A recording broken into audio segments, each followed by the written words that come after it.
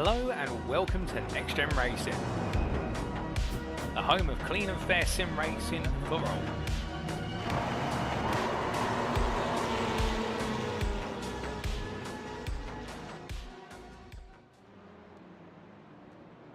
Hello, good evening and welcome ladies and gentlemen to another round of absolutely marvellous and magnificent racing in the one and only Premier Touring Car Racing Series on iRacing, the premier sim racing platform available on PC and powered by Doble Motorcycles. That is the NXTCC, or known in full as the Next Gen Racing Touring Car Championship. And of course we are in its 8th edition. It is Season 8 and we embark on the continued journey for Season 8 with Chapter 2 in the annals of history. That's right, ladies and gentlemen, we charge away today into round 2 of 10, and after an absolutely brilliant and scintillating season opener at what was none other than the Italian circuit of Misano last time out, here today we are in Canada for the home of motorsport in Canada, that is the Canadian Tire Motorsport Park. Also known in short as Mosport, as a conglomeration of its name and also in reference to its title sponsor of the circuit in previous years, it is a circuit that's seen very little change over the course of its extensive history. Having opened in 1961,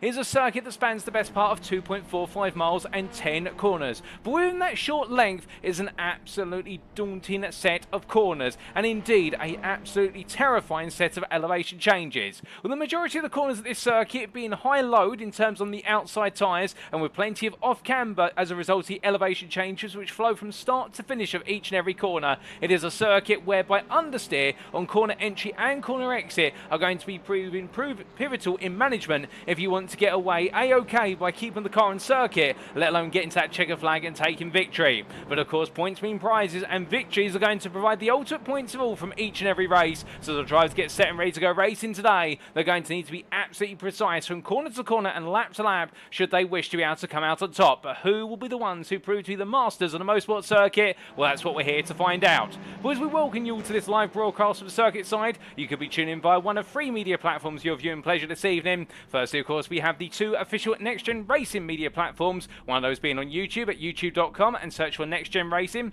And hello and welcome to you guys and girls tuning in via YouTube, including there Mark Kent, who'll be on circuit today. And good evening to you, Mark, and everyone on YouTube. And we also say hello to you guys and girls tuning in via the official Next Gen Racing Facebook group. And that's at facebook.com/groups/Next Gen Racing. And we do say hello there to the Verano Esports Facebook channel. And, well, they're absolutely excited to be tuning in and cheering on their drivers. And, well, we're very happy to have you tuning in, Verano Esports. And we also do have the unofficial broadcast available on Twitch at twitch.tv/TX141. And welcome to you guys and girls tuning in via Twitch. And some of you may be asking, who is TX141? Well, allow me to introduce myself as your host and commentator for this season. My name is Paul Walsh, also known as TX141 or Britain a Spit, depending on what media you follow me on. And I will bring you all of your racing action from round to round and week to week as this title fight continues to evolve. But in terms of our schedule for tonight, times in Greenwich Mean Time, that's GMT, or Universal Coordinate Time, UTC. As we can see, in just under 17 minutes time, we'll be going into our qualifying session. 15 minutes in duration, all the drivers out of the circuit, and with the clouds looming, there's a high risk of rain. We've already seen some rain in the practice session that's currently ongoing before this broadcast has got underway, and there's a risk of rain in all of our sessions today. Speaking of those sessions, we've got 14 lap races for each of our 3 races, the first of which is scheduled to get underway at 8:15 this evening, after which we'll be taking a brief breather before returning to the racing action at what will be at 9 o'clock this evening for race number 2, and we'll rinse and repeat, but not without that all-important reverse grid draw for race number 3, and race number 3 is scheduled to get underway at approximately 10:45. But the racing action doesn't stop there, of course, because of course we do have what is our post-round interviews after race number 3 to look forward to as well, and everything in between. But let's give you a quick recap of the Championship calendar so far and what still is lying in wait as we take a look at the season ahead. And of course, last time out we opened up on the 26th of November at the Misano World Circuit Marco Simoncelli. But we made our way today. It's from Italy to Canada to the Canadian Tire Motorsport Park because it is the 3rd of December. Goodness me, it's the first week of December. Before we know it, it's going to be Christmas. And, well, could some big points be coming today? Indeed, could Christmas presents be coming early? As we do welcome onto the calendar, of course, of round number 3 in a week's time, the Autodromo Internacional do Algarve, also known as what is the Portimao circuit in Portugal. New on the iRacing simulator as of 3 months ago, and on the 10th of December, our drivers are going to be roaring their way around the circuit with its very high-speed corners and also its rather nifty S sections, after which we'll then be heading to the final round to wrap up the first half of the season, with round number 4 being back in Italy at the Autodromo Nazionale Monza, and the Monza circuit welcoming our drivers tyres on the 17th of December. And then we'll have our mid-season break coming after round number 4, so the season isn't quite symmetrical. We've got 4 rounds up front and then 6 to wrap up. We'll have the 2-week break for the purposes of Christmas and also what will be New Year's celebrations, after which we'll roar away into 2025 with 6 rounds of racing to conclude the title fight. We start with round number 5, which will be our feature special round, and that'll be on the 7th of January at the Nürburgring Gesamtstrecke, or the Nürburgring Combined, after which we'll then make our way into round number 6 for the Scottish circuit of Knockhill Races Circuit on the 14th of January. And then we'll be back to Canada for the second and final time this season for the circuit Charles Villeneuve, the Montreal City Circuit playing host on the 21st of January, and then we'll make our way back to the United Kingdom for the recently introduced Thruxton Circuit, the fastest circuit in the United Kingdom, on the 28th of January, a day before my birthday. Well, that's a pre-birthday treat, I can definitely tell you that, being a little bit self-absorbent for a brief moment, but then focusing more on what our drivers are to contend with for the final 2 rounds, where it will be a trip to Australia, and that'll be to the Sandown International Motor Raceway in round number 9, our penultimate round on the 4th of February, and we will bring the curtain down the 11th of February with the one and only Mount Panorama Circuit, or what you'd like to refer to, indeed I would refer to, as the Bathurst Circuit, and we will look forward to seeing how it all concludes in what will be a feature race special round there as well. We've got a long way to go, and indeed we've only just really started the journey, and what after one round, how are the championship stands looking is the big question. Well, here we can bring you an update. Because starting with the overall Drivers' Championship, we can see after one round of racing, it's Jaroslaw Cebula who leads the way by 22 points. He really was the man to beat, and Misano was taking victory in both races 1 and 2, and also pole position in qualifying, and therefore, arguably, he's deemed himself the fastest driver on the grid because, of course, he won the first ever race of the season.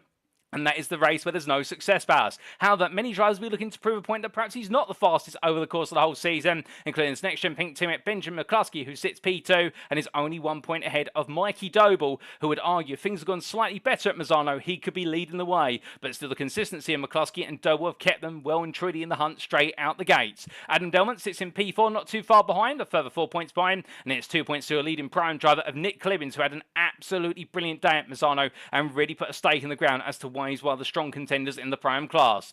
Andrew Pyatt sits P6 ahead of Lee Horn, and it's Reese Watt, Toby Prosser and Daniel Daniel complete the top 10. And the mixed fortunes of Daniel Daniel in the fact that he took 2 prime wins over the course of Misano, but he didn't quite take the highest possible overall results compared to some of his rivals.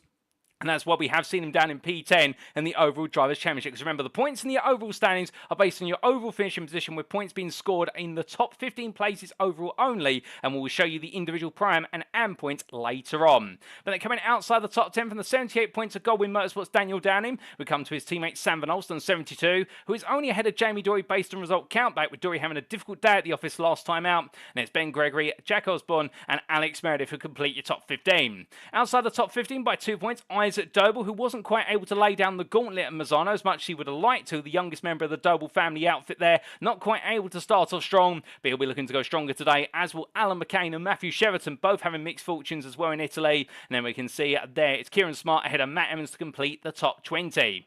Outside the top 20, we come from 21st through to P40, and as we can see in P21 is Sam Bradley, just ahead of Andy Fox, both of them stepping up into a new class, going from AM to Prime for Sam Bradley, and from Prime to Pro for Andy Fox, and both drivers there having to contend with their new rivals and find themselves being reeled into a degree, within Sam Smith, Andrew Hilton, or Anthony Hilton I should say, and Lewis Delmont completing your top 25.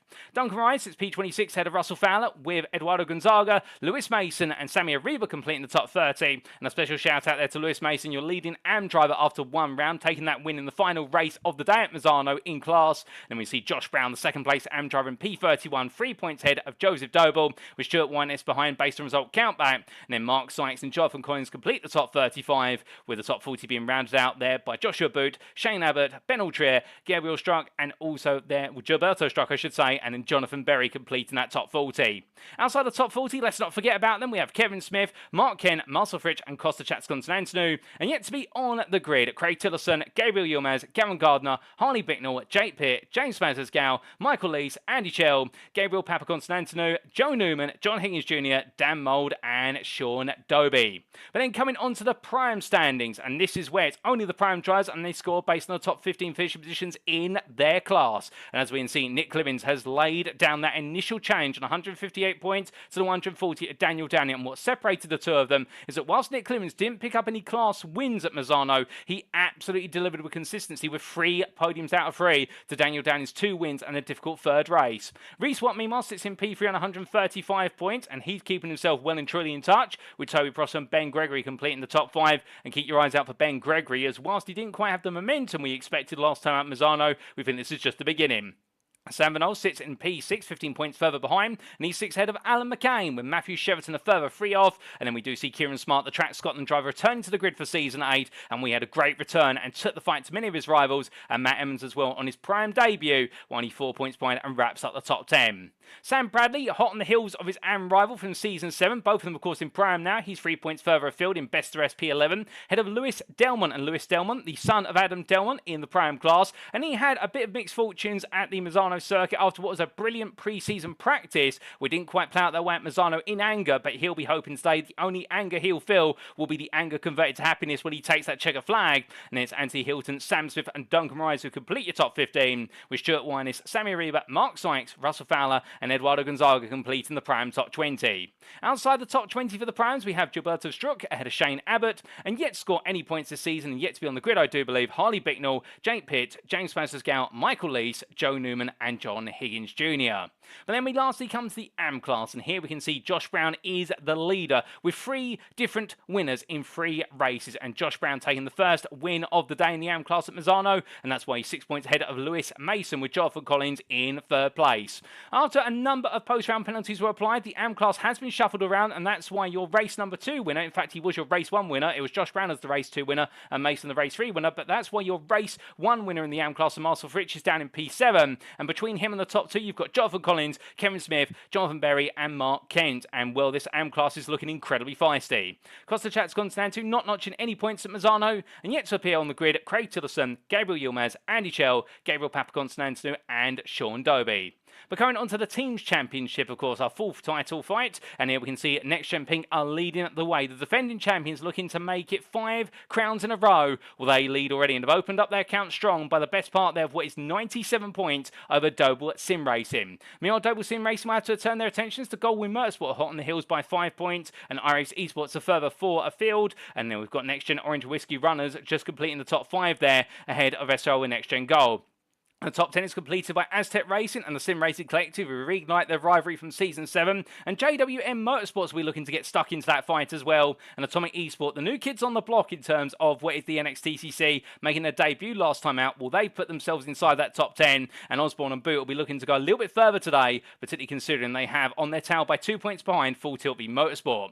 Track Scotland sit P12 ahead of Rhino Esports by 5 points, and its national racing team ahead of SJC Racing with 991. And then we have Mellow Motorsports, Rhino Academy and Quartermass Motorsport completing all the teams to P18 who've got points to their name, and yet score any points to 87 Motorsport with Autofocus Motorsport Media and Atomic Esports. But that's your Teams Championship, and now let's come on to our rules, of course. And giving you a quick reminder, this is a fixed setup series, and driver classes shall be finalised as the conclusion of round number 3. So after next week's round, that's where we'll see the conclusion. And we have got no class changes today, albeit some may already be in the works, and those will be announced in round 3, if not after it.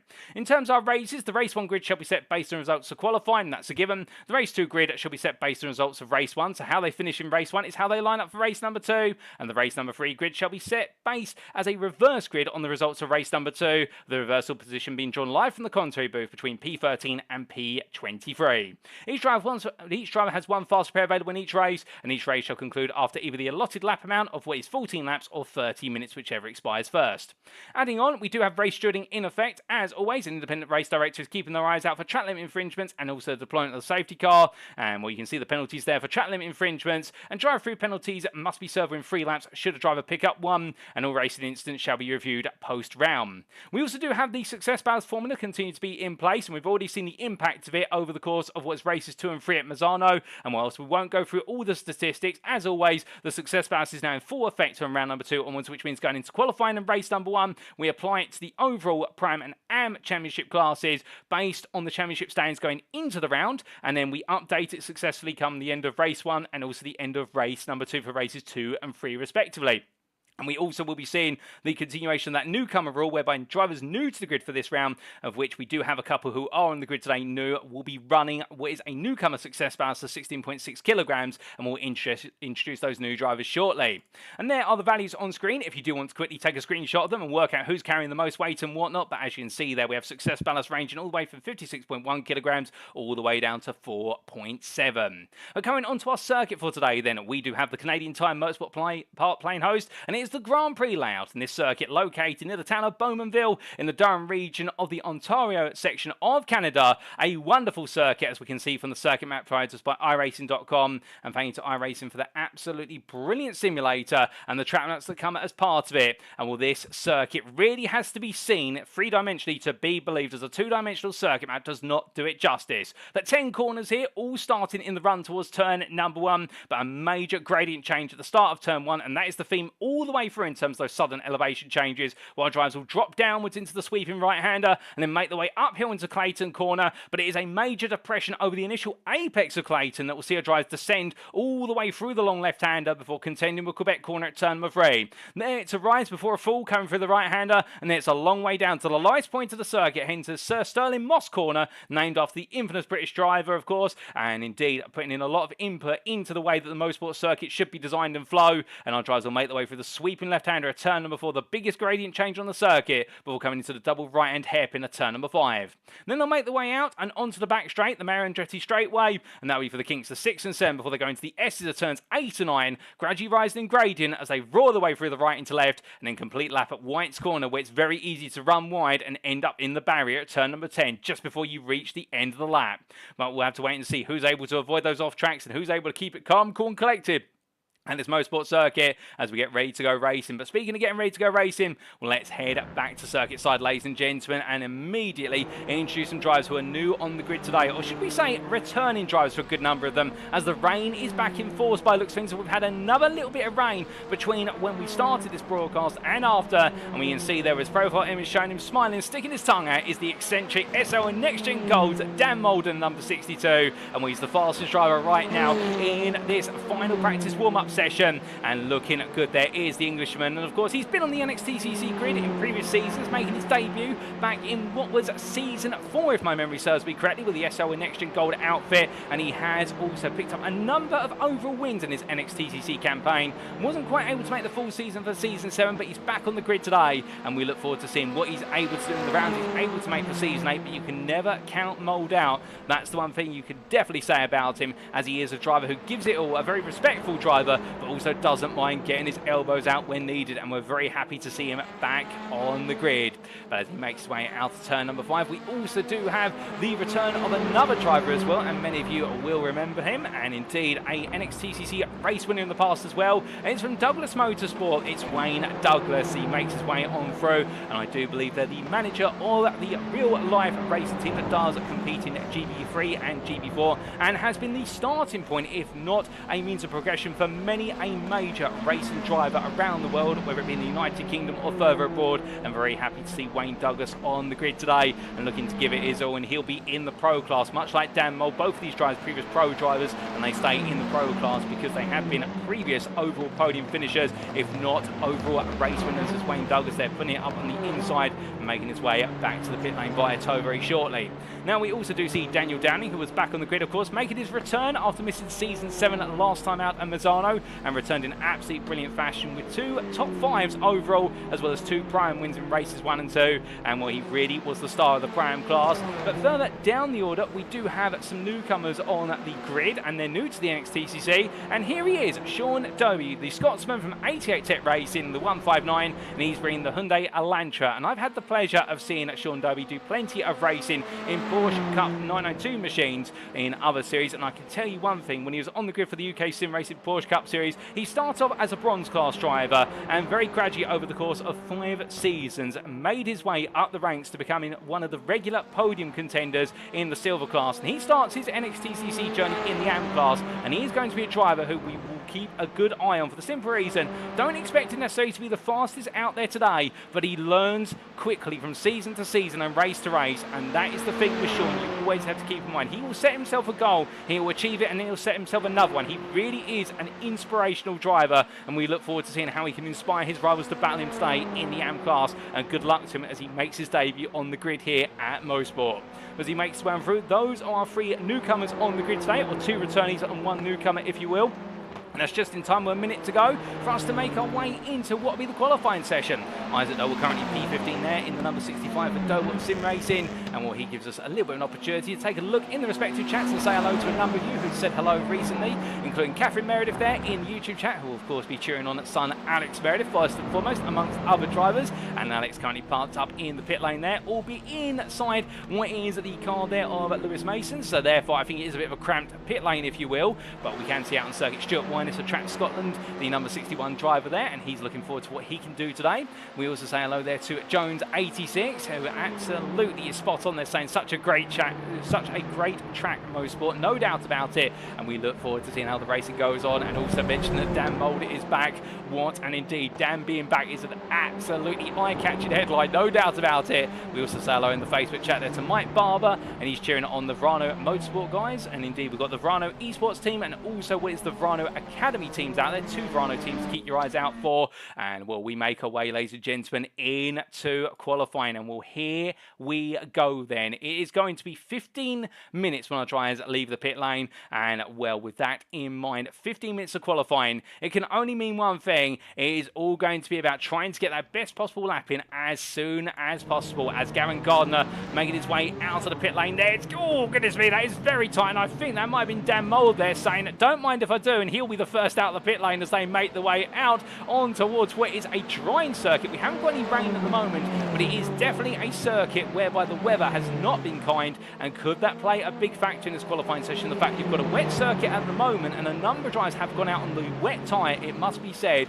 but as time goes on, we may see them opt to change the tyre, and in doing so, could that be where the lap times come? And there you can see on the timing tower, the tyres that have been declared by drivers inside our top 35 of the timing tower, and let's keep an eye on that, because we've got some drivers banking on dries, we've got some drivers going on wet, but could we see this session gradually evolve in terms of perhaps it's best to start on the wet, but then go to the dry before the rain returns, if any rain does come back at this point, because there's no rain on our camera lenses at the moment, and there's no falling rain as I look out my contact booth window, but that doesn't exclude potential rain falling down the circuit elsewhere we can't see it, and we'll do our best to tell you if that rain is falling. But as we say hello there to Berry Race in the YouTube chat, I do believe that's Jonathan Berry, who you'll see on the grid today, I do believe, and we also say hello there to Matthew in the YouTube chat, who's looking forward to watching the race tonight whilst working. Well, it's a shame you have to work, Matthew, but we're glad to have you tuning in all the way along the journey, and we're happy to see so many of you here to enjoy the racing today.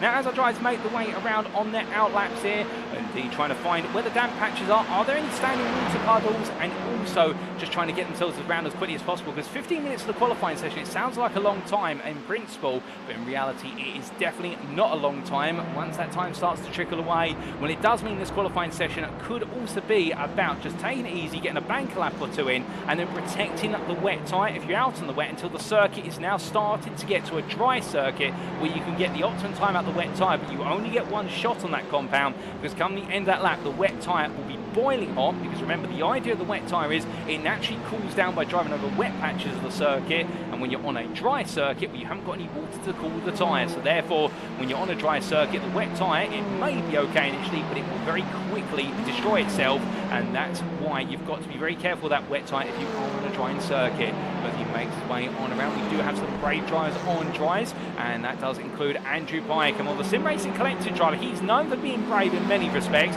He's made some brilliant moves over the course of his NXTCC career, and in that Honda Civic tyre bar, he is a driver, whilst he may not be the fastest out there, if you're looking at a driver who knows exactly how late on the brakes he can go in that car and how much grip there is, well, Andrew Pike is the man who's the master of the Honda Civic tyre bar FK8 model, as he makes his way on down for turn at number 4, but being passed there by an Audi RS3, and that was one of the Motorsport machines making its way on past, and I do believe that would have been the car of none other than what was Excuse me, we're just trying to discern the car there, and we'll give you an update on that very shortly. But the point we're going to make there is that Doble Motorsport are running new liveries for today, and we're going to get you a close-up on those when we can shortly as the drivers make their way on around. But focus on Andrew Pike, he's taking the gamble on the dry tyre, and well, will this gamble pay off? I suspect it will if the rain stays away, as our first lap times have started to make the way in, and Benjamin McCluskey is the one who sets the marker initially. But his next-gen pink teammate of Jamie Dory goes faster, and everybody's immediately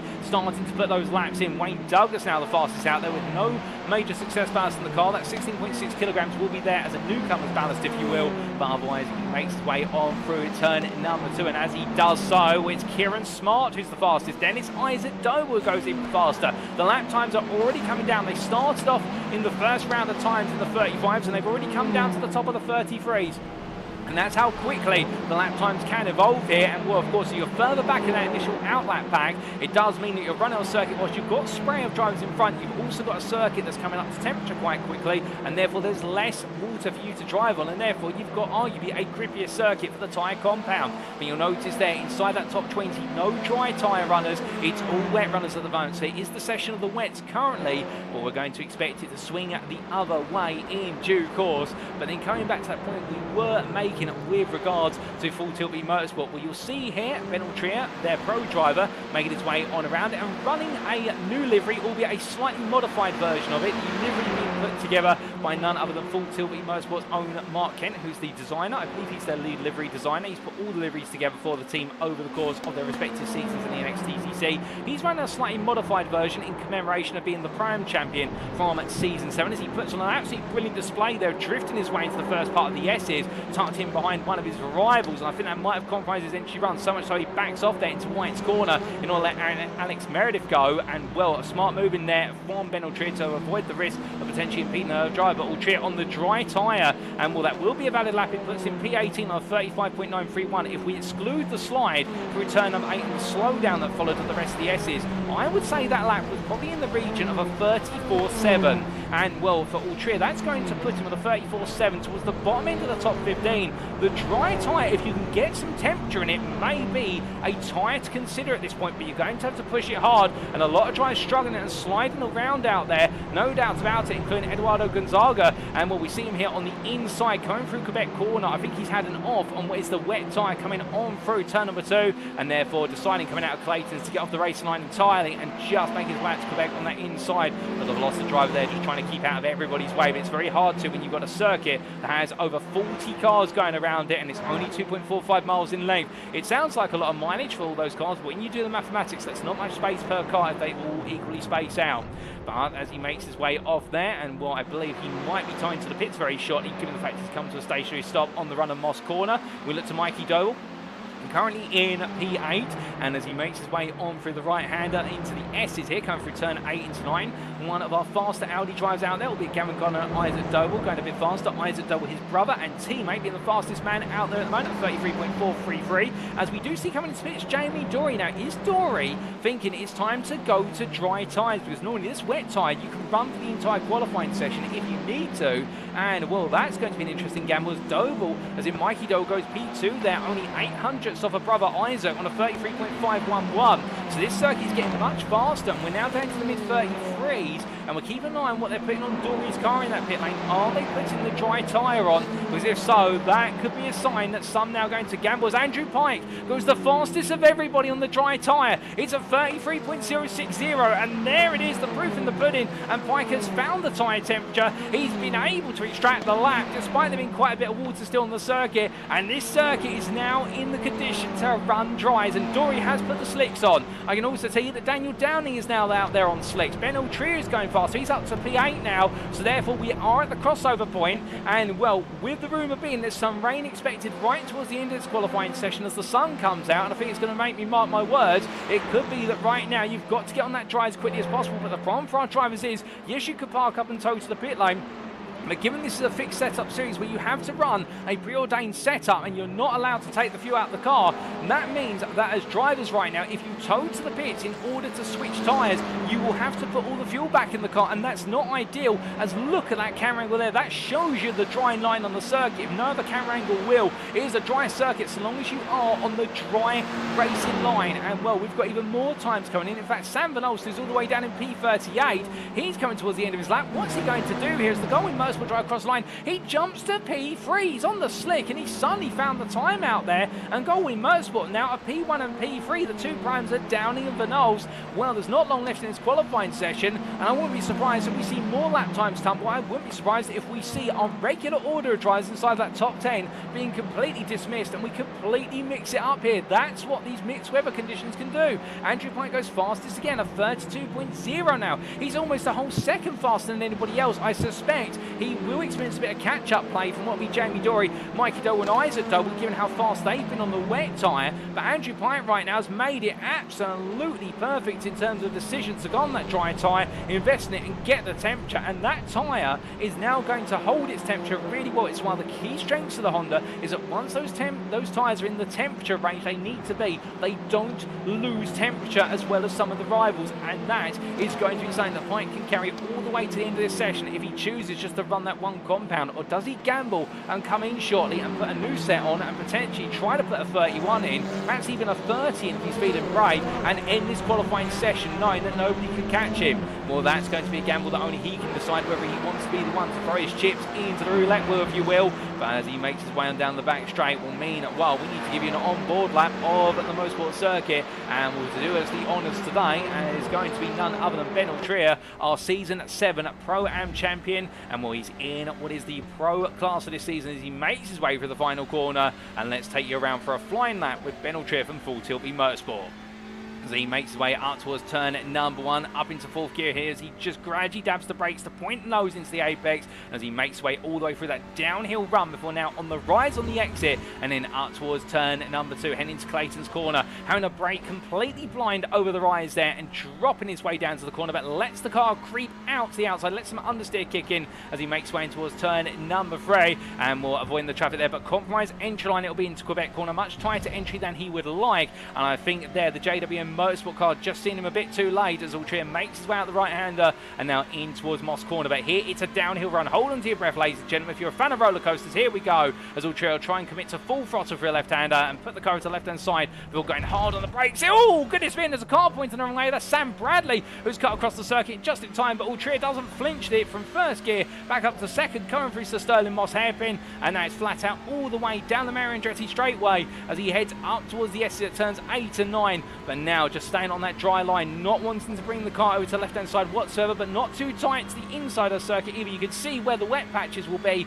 versus that dry line, so Ultria's got to stay in the wheel tracks of his predecessors on this lap. As he heads into the S's, he'll brake there about 200 metres from corner apex, trail braking down, just dabbing the brake to settle the car down to 3rd gear at the apex of turn number 8, and then into 9, holding 3rd gear, mounts the apex curve, takes a little bit of understeer with it, and that compromises line through White's corner, but just about gets it to a late apex there in 2nd gear. It's not been a perfect lap from Ultria, some of it compromised by other drivers around him, and also a little bit compromised his own end, but it's enough to put him up on top. And well, I think Ultria's going to be thinking right now when he sees that with a 31.566, what if he hadn't been compromised at the start of the lap, and if he hadn't made that small error towards the end of the lap, I think Ultria could have been looking at a 30.9. More of those laps are continuing to come in. It was a lovely on-board lap in the end from Ben Ultria, no doubt about it. As Andrew Pike says, well, hold on a second, I'm the star of the show, surely, as he sets a 31.397. So Pike is continuing to push his way up the order in this qualifying session with 3 minutes to go.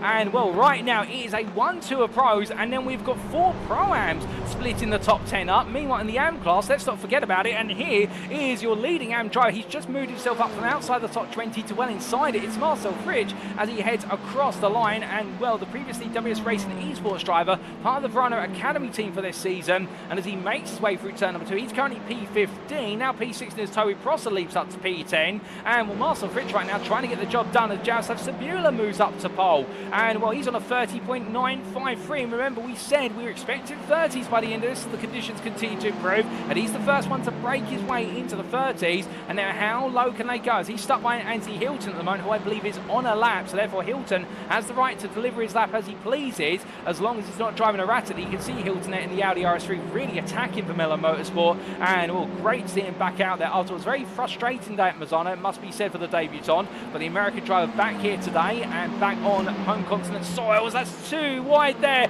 between Cebula and Hilton. I don't think Hilton's too pleased about that, given the fact he was on a lap as we're to understand it, but then again they'll know the difference with their onboard deltas and whatnot. We're just surmising, and Cebula immediately backs out. I think recognising at the end of the day he doesn't want to pick up any early penalties this season. Indeed, no driver wants to. Arthur was the best part of 27 incidents being reported from round one alone, and well, I can tell you one thing, the stewards were hard at work over the weekend, and we've already had some strikes being levied against drivers. And well, this new penalty system that we're applying for post-race instant reviews, well, we are following the BTCC system, whereby if a driver gets multiple strikes, it will lead to them missing races and not entire rounds, and very quickly build up to potential disqualifications of the season. It's all about trying to raise the bar and the standard of racing after what have been 7 brilliant seasons in the NXTCC, and was Daniel Downing since the fastest lap of 30.614 with only a minute left on the clock. Remember, when the clock strikes 15 minutes, they can finish their current lap. Well, right now it's all going to be about who's the last one out there to do a lap, as Jonathan Collins has got P9, and he drops the P10, he drops it into the barrier at Moss,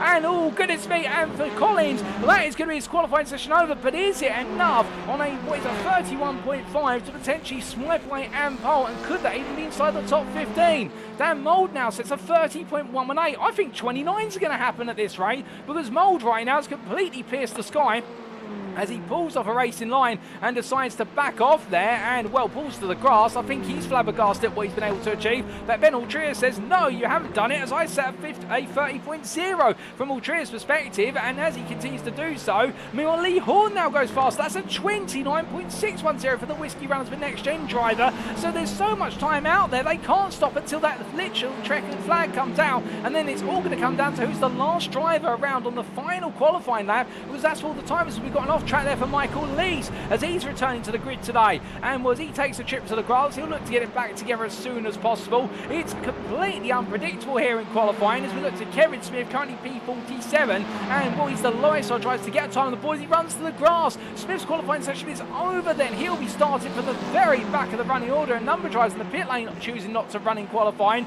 And Horn right now seems to be the man with destiny on his side. But meanwhile, Kieran Smart, the fastest in sector 1 of everybody, Personal Prince in sectors 2 and 3, he goes P4. Will that be enough for Prime Poe? It is currently. Can he stay ahead of Daniel Downing by 3 attempts as he makes his way on around? We'll have to wait and see. Where is Daniel Downing? Well, he's coming through turn number 5 at the moment. He is on a valid lap here, albeit a little bit of slow movement. There's so a NXTGEN Prime car in front of him, and that could cost him. Andy Fox goes P2 off cameras. I look at McCluskey with a 29.991 for Andy Fox, so therefore more time still to come. And we've got an absolute plethora of drivers about to make their way to what is the finish line of this qualifying session, including Toby Prosser. What can he do? He's normally a wet weather expert as he crosses the line. He's down in P29, and can Prosser do anything to move himself up? No, he can't. Meanwhile, Ben Gregory goes P7 at Lee Horn, who's currently your pole sitter. He crossed the line. He doesn't improve, but he did set the fastest second sector of everybody. Daniel Downing's out there right now. He's going the fastest of everybody in sector 1. Personal best sector 2. He's currently P8. Where's he going to be when he crosses that timeline?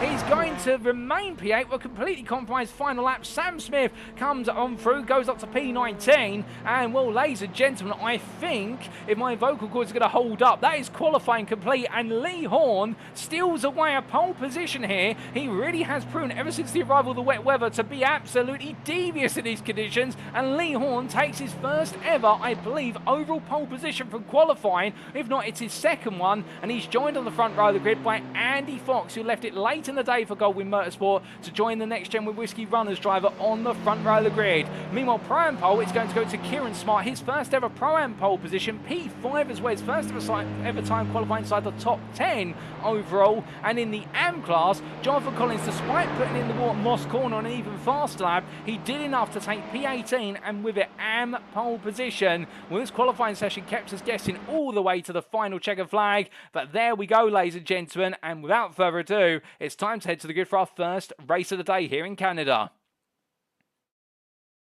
So as our drivers begin to make their way onto the grid, this is how they'll line up for race 1 of round 2 of the Next Gen Racing Touring Car Championship Season 8, as brought to you on iRacing and powered by Doble Motorcycles.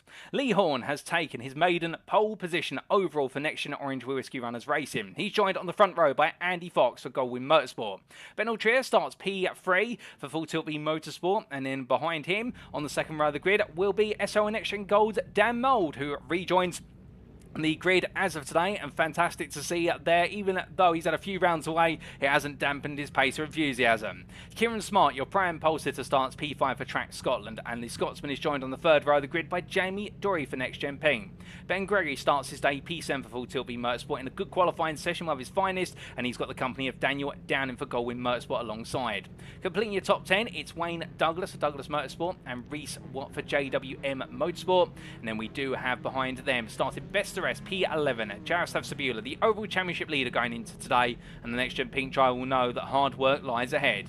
He's in the company on row number 6 with Stuart Winus for Track Scotland, and then we do have on row 7 the combination of Duncan Morais for Goldwyn Motorsport and Benjamin McCluskey for Next Gen Ping. Sam Bradley starts P15 for SO Next Gen Gold, and he's in the company of JWM Motorsport's Michael Leese, and behind them we will have on row number 9 Andrew Pike, who at one point looked to be absolutely gunning for pole position in his qualifying session, but in the end P17 was the best he could do for the Sim Racing Collective.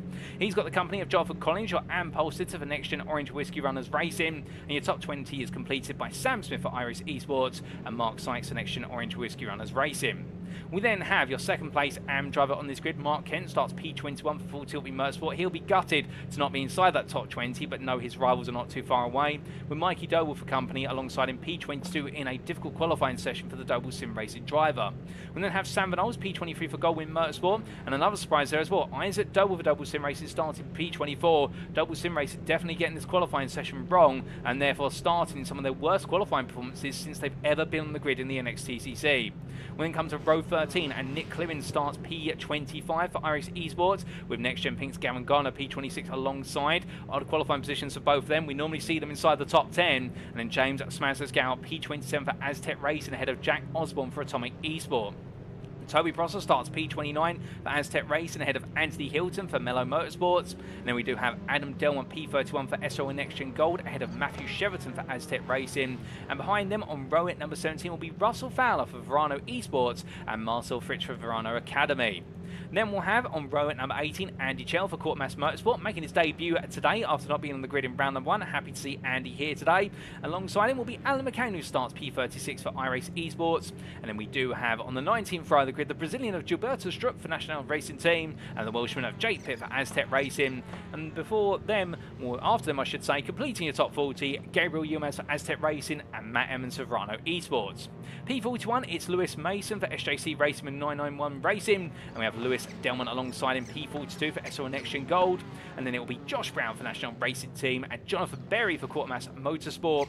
And as we come down to what will be the penultimate rows of the grid, well, we can see Alex Meredith for Next Gen Orange Whiskey Runners Racing and Eduardo Gonzaga for National Racing Team P45, P46 respectively, and then it will be Kevin Smith who starts P47 for Verano Academy, with Joe Doble alongside not setting a qualifying lap starting P48 for Doble Sim Racing. And then we will have on the final row of the grid 50 drivers here today. In your last two will be Sean Dobie for Aztec Racing on his debut and Gabriel Papaconstantinou for Aztec Racing. So 50 starters, the majority of them getting a valid lap on the board, ladies and gentlemen, but it could all be for naught when we do go green flag racing, and with 50 cars here at Mosport, it is going to be absolutely packed. But at the very front, it'll be Lee Horn with his first ever overall pole position for qualifying versus Andy Fox, recently promoted to the pro class after his performances in Season 7, and well, two of the older, more established members of the grid, arguably two of the oldest we should say on the grid. Will they be leading come the end of it? Well, there's only one way to find out, and it's dictated by 5 red lights, because here we go for the first time today, ladies and gentlemen. There's 1, there's 2, there's 3, there's 4,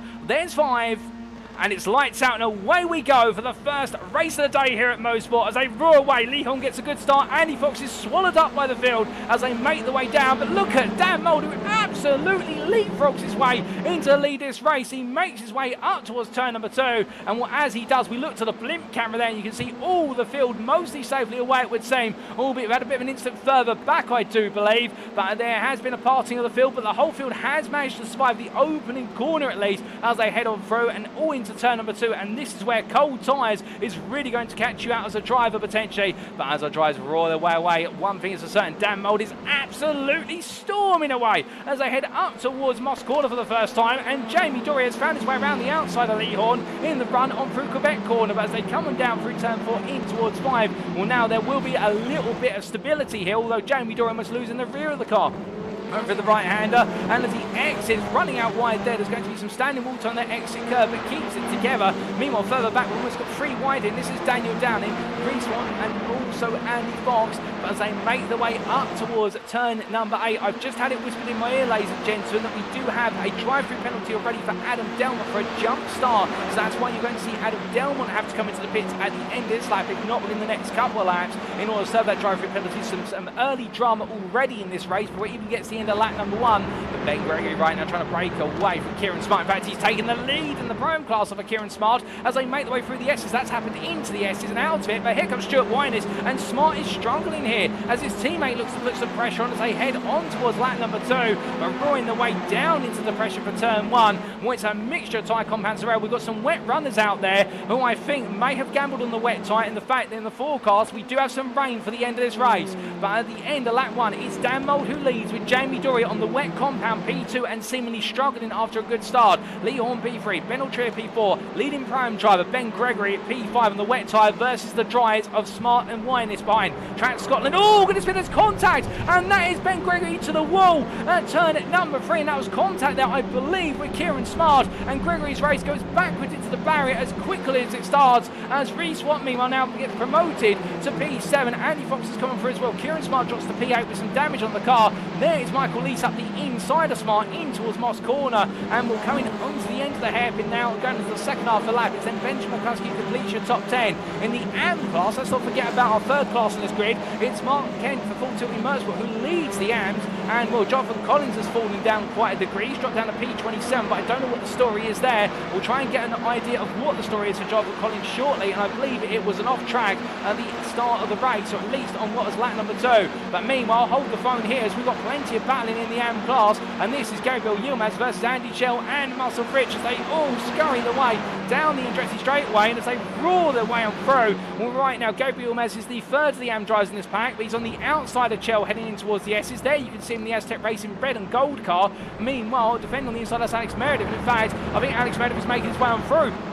Meredith's trying to pick his way past the AMs here, and the Prime drivers, well, the Pro drivers, I should say, is trying to make more progress. Of course, being promoted to the Pro class from Primes from Season 7, and Gabriel Yilmaz in the end yields the position. Meanwhile, Andy Schell now has to worry about the fact that he's got a Hyundai Elantra hot in his mirrors. They'll be very eager to make his way through when all Schell wants to do is fight Marcel Fridge. You can understand why, of course, but as they make the way over the crest, car running out wide there, and I believe that is the car of Josh Brown taking the trip and doing the rallycross line as he brings himself back into the circuit. The National Racing Team driver drops down from P35 down to P37 as we've got behind him there was Ben Gregory and Lewis Mason. Oh, goodness me, and what on earth has happened there? There's been a multi-car incident, and I believe involved in that has been Alan McCain, who's out in the barrier there, and I believe we also saw Jack Osborne for Atomic Esports crawling along, and well, that car will be towed to the pit shortly, I suspect, given it is stationary. But meanwhile, we come back to the race towards the front of the field. There's so much to unpack and unravel here, and Andy Fox right now on the back of Ben Altria. Again, when Dorian Altria are both on the wet tyre, you can see that they're on the timing tower,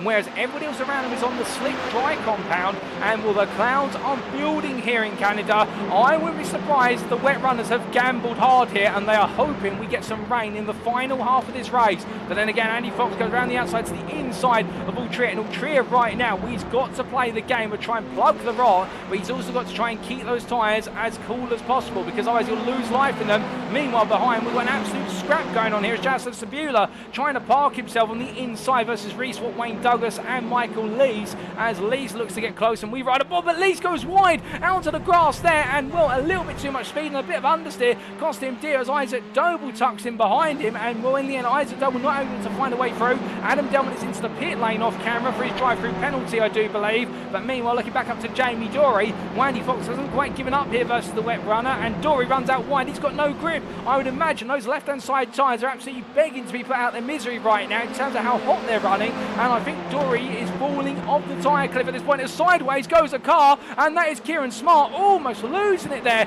through turn number 4. He gets it stopped in time. Incredible. As Wayne Douglas, I think they're giving a little bit of a nudge on the rear to say hello, and more than the end, Kieran Smart definitely getting the hello and getting a push along now. As meanwhile behind, we've got 3 wide on corner exit coming out of Moss, and that is Ultria in the middle of what is a Watt and Douglas for sandwich as they head up towards turn A.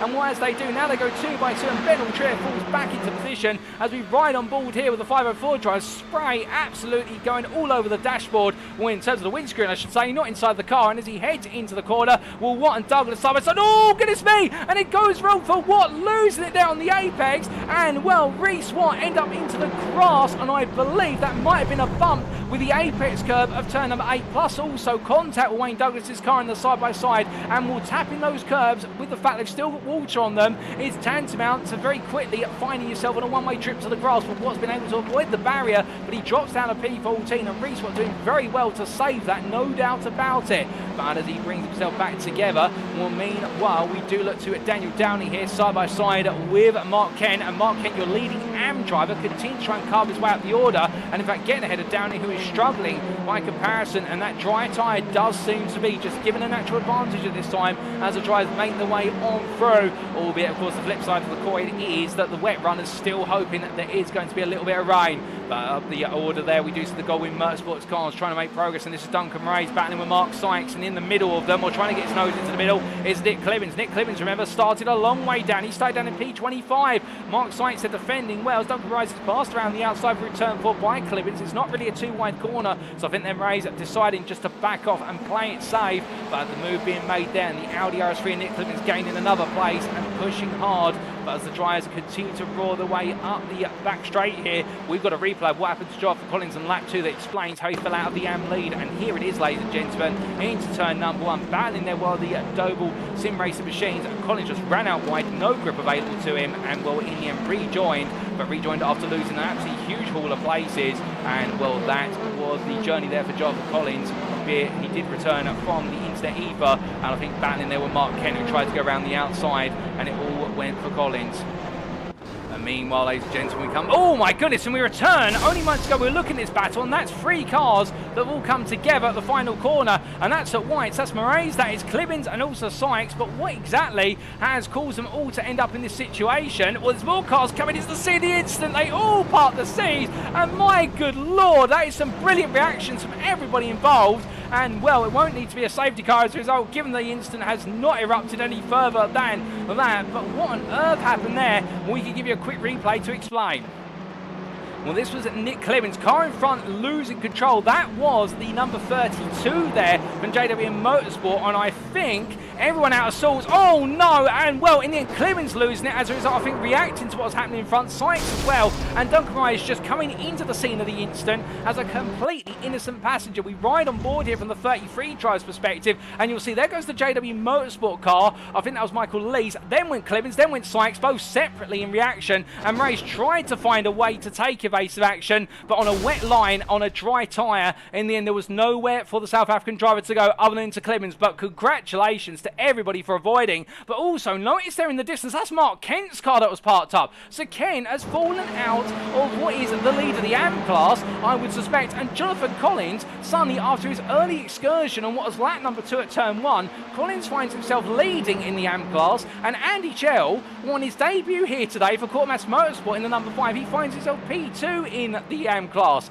Well, this is absolutely crazy, and was that just a quick sliver of rain I just saw on that camera there going through the S's. I don't think so this time, but what I can tell you, ladies and gentlemen, is that as our drivers make their way through, this order is completely being shuffled in the mid-pack, and well, we've been focusing so long further down the order as Chell tries to make a move there on Fowler just for overall position, that we need to come back up towards the front of the order, and here is Dan Mould, where it's all going crazy further down the order. Meanwhile, at the very front of the order, the sun is shining, and it's all looking one direction. It's looking to be going great for Dan Mould right now in the 62, who is 4 seconds clear of Lee Horn behind him, and then Andy Fox, he's P3 at the moment, with Stuart Wyness keeping him company.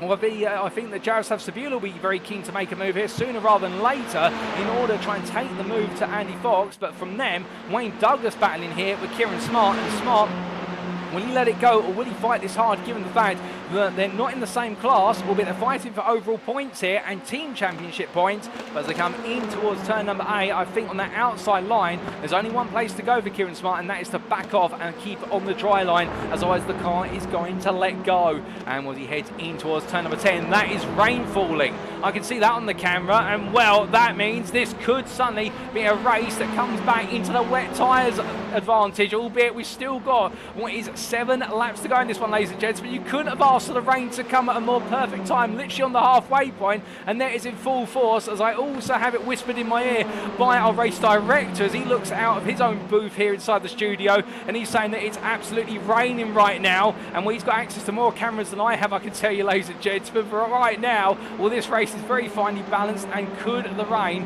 really just change the flow of this one? Could we see some drivers who've been absolutely running away towards the front of the field suddenly fall backwards? We'll have to wait and see, as Andy Fox had to go defensive there, with Cebula ducking to the inside of Wyness into turn 5, and a lovely move there from the NXTGEN pink driver to make his way past and now chase after the Goldwing Motorsport driver. But keep in mind, the highest placed wet runners at the moment are Ben Altria and Jamie Dory, and here is one of them. That's Altria, and Dory just behind him there, as you see, was Sam Smith going up the inside into turn 4, and was they make the way on around. In fact, that wasn't Sam Smith, let me correct myself, that was Sam Bradley putting off an absolutely daredevil move, and the SR1 NXTGEN Gold driver, and as he makes his way up towards what is turn number 8, the number 69 driver here, well, right now the SR1 NXTGEN Gold car absolutely on a mission to charge, and I would imagine that Bradley now will know with the rain coming, he's got to try and get those tyres to stay within their operating window, because he will lose temperature as that rain continues to fall, and that is the problem with the dry tyre. If you can keep the heat in the tyre in this rain, it's not too bad, but as soon as we get some standing water form or you lose tyre temperature,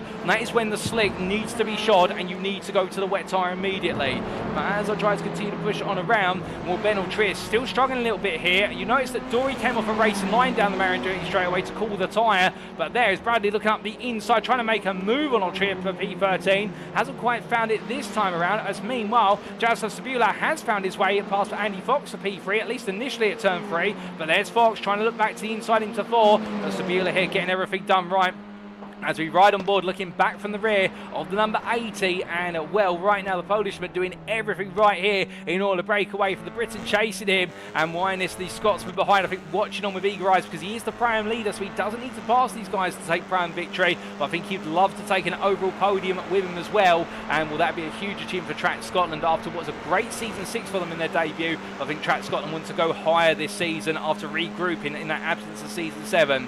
But as Cebula continues to push on, you can see the difference in speed here, but notice how Fox decides not to look to that inside, because you can see the wet patch there, and with that rain falling, they're worried that they'll lose too much tyre temperature, or at least Fox is worried that his tyres will start to fall away in terms of their effectiveness, and well, the rain continues to fall to a brief degree, although not as severely as it was earlier on, so therefore we might be getting away with this one for the dry runners, but we'll have to wait and see as they head on down, and here is the replay of the move that was made by Jaroslaw Cebula for P3. And this was coming out of Clayton's and up towards Quebec, and as we see, it was Cebula up the inside there. Fox not really able to counter it, with a little bit of a wobble in the car. They're having to brake on a damp patch of tarmac, and therefore Cebula capitalising with a little bit of confidence in the car, and as much as Fox tried to come back, it was turn number 4. That was the move made.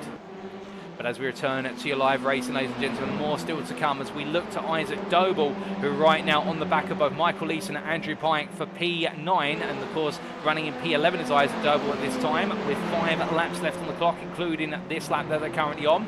And as they come down through the left-hander at turn number 4 in towards 5. On the brakes they go, no change between them. There's a lot of rain here towards Moss Corner, but at the start of the lap and the very end of the lap, the rainfall is much less, so that is going to make it very tricky in terms of where the grip's available and where it's not, depending on what compound you're on. And well, meanwhile, in front of them, that is none other than Benjamin McCluskey, who's trying to crusade his way forward.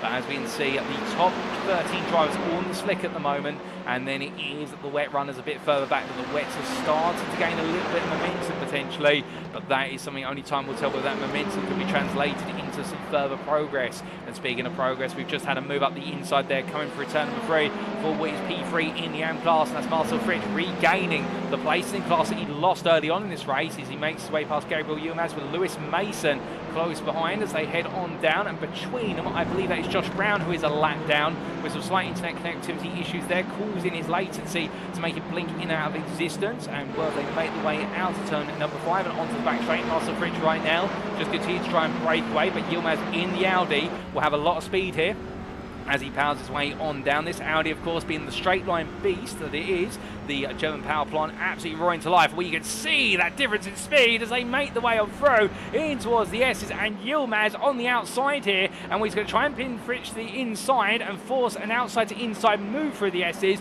But the problem is they go from being on the dry line if you're Yilmaz to on the wet line on the exit at turn 8, and meanwhile Marcel Fritsch goes from being on the wet line to the dry line, so therefore both drivers get their turn in the dry and then the wet respectively. And Marcel Fritsch is able to hold on to the position for now as they all queue up together once again and go to another lap.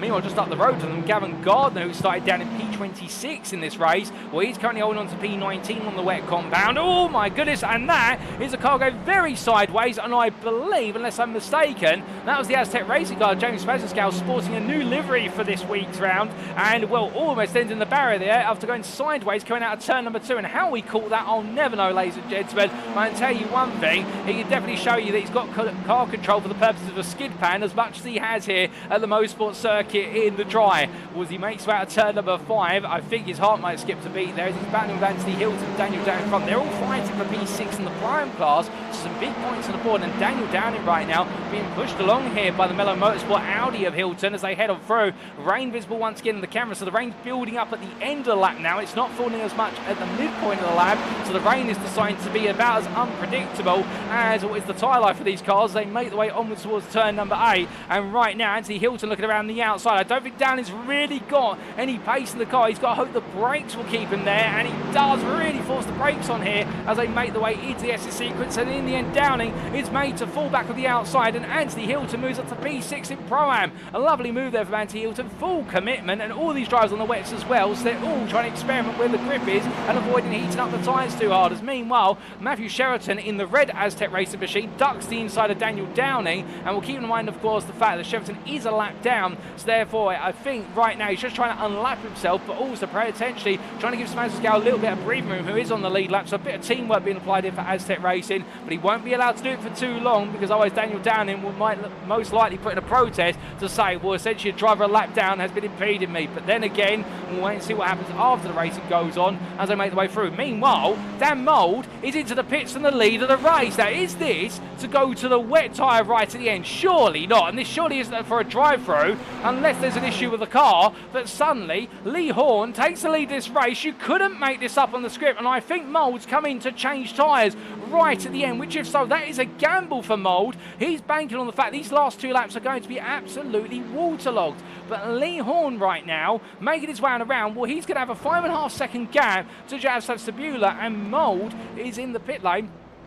And well, it is a penalty. Well, no, there's no penalty for Dan Mould, I'm hearing in my ears, so therefore this is a pit stop for some unknown reason. There must be an issue with the car for Dan Mould. Perhaps he's hit one of the raised apex curbs hard, but Lee Horn is absolutely flying away. Oh my goodness, and that's Marcel Fritsch's car parked there on the way into Moss Corner. I don't know what's happened to the car, but I can tell you is that the car right now has had to be towed to the pits due to damage, and Mould is still stationary in the pit lane. There must be a problem. He's leaving the pit lane now, but Dan Mould has dropped all the way down to P18, and he's changed to the wet tyre with only 2 laps to go, and well, he's relinquished track position, and on top of that he's now not the leading wet tyre runner. Ben Altrier is in P13, so Mould has thrown this away. Surely it's been an erroneous strategy call, unless there was something on the car, some suspension damage, which he's had to repair as a result. But otherwise, he's not been allowed to finish the race, because that is completely unknown as to otherwise why he'd come into the pits. But meanwhile, as Isaac Doble here looks to try and make his way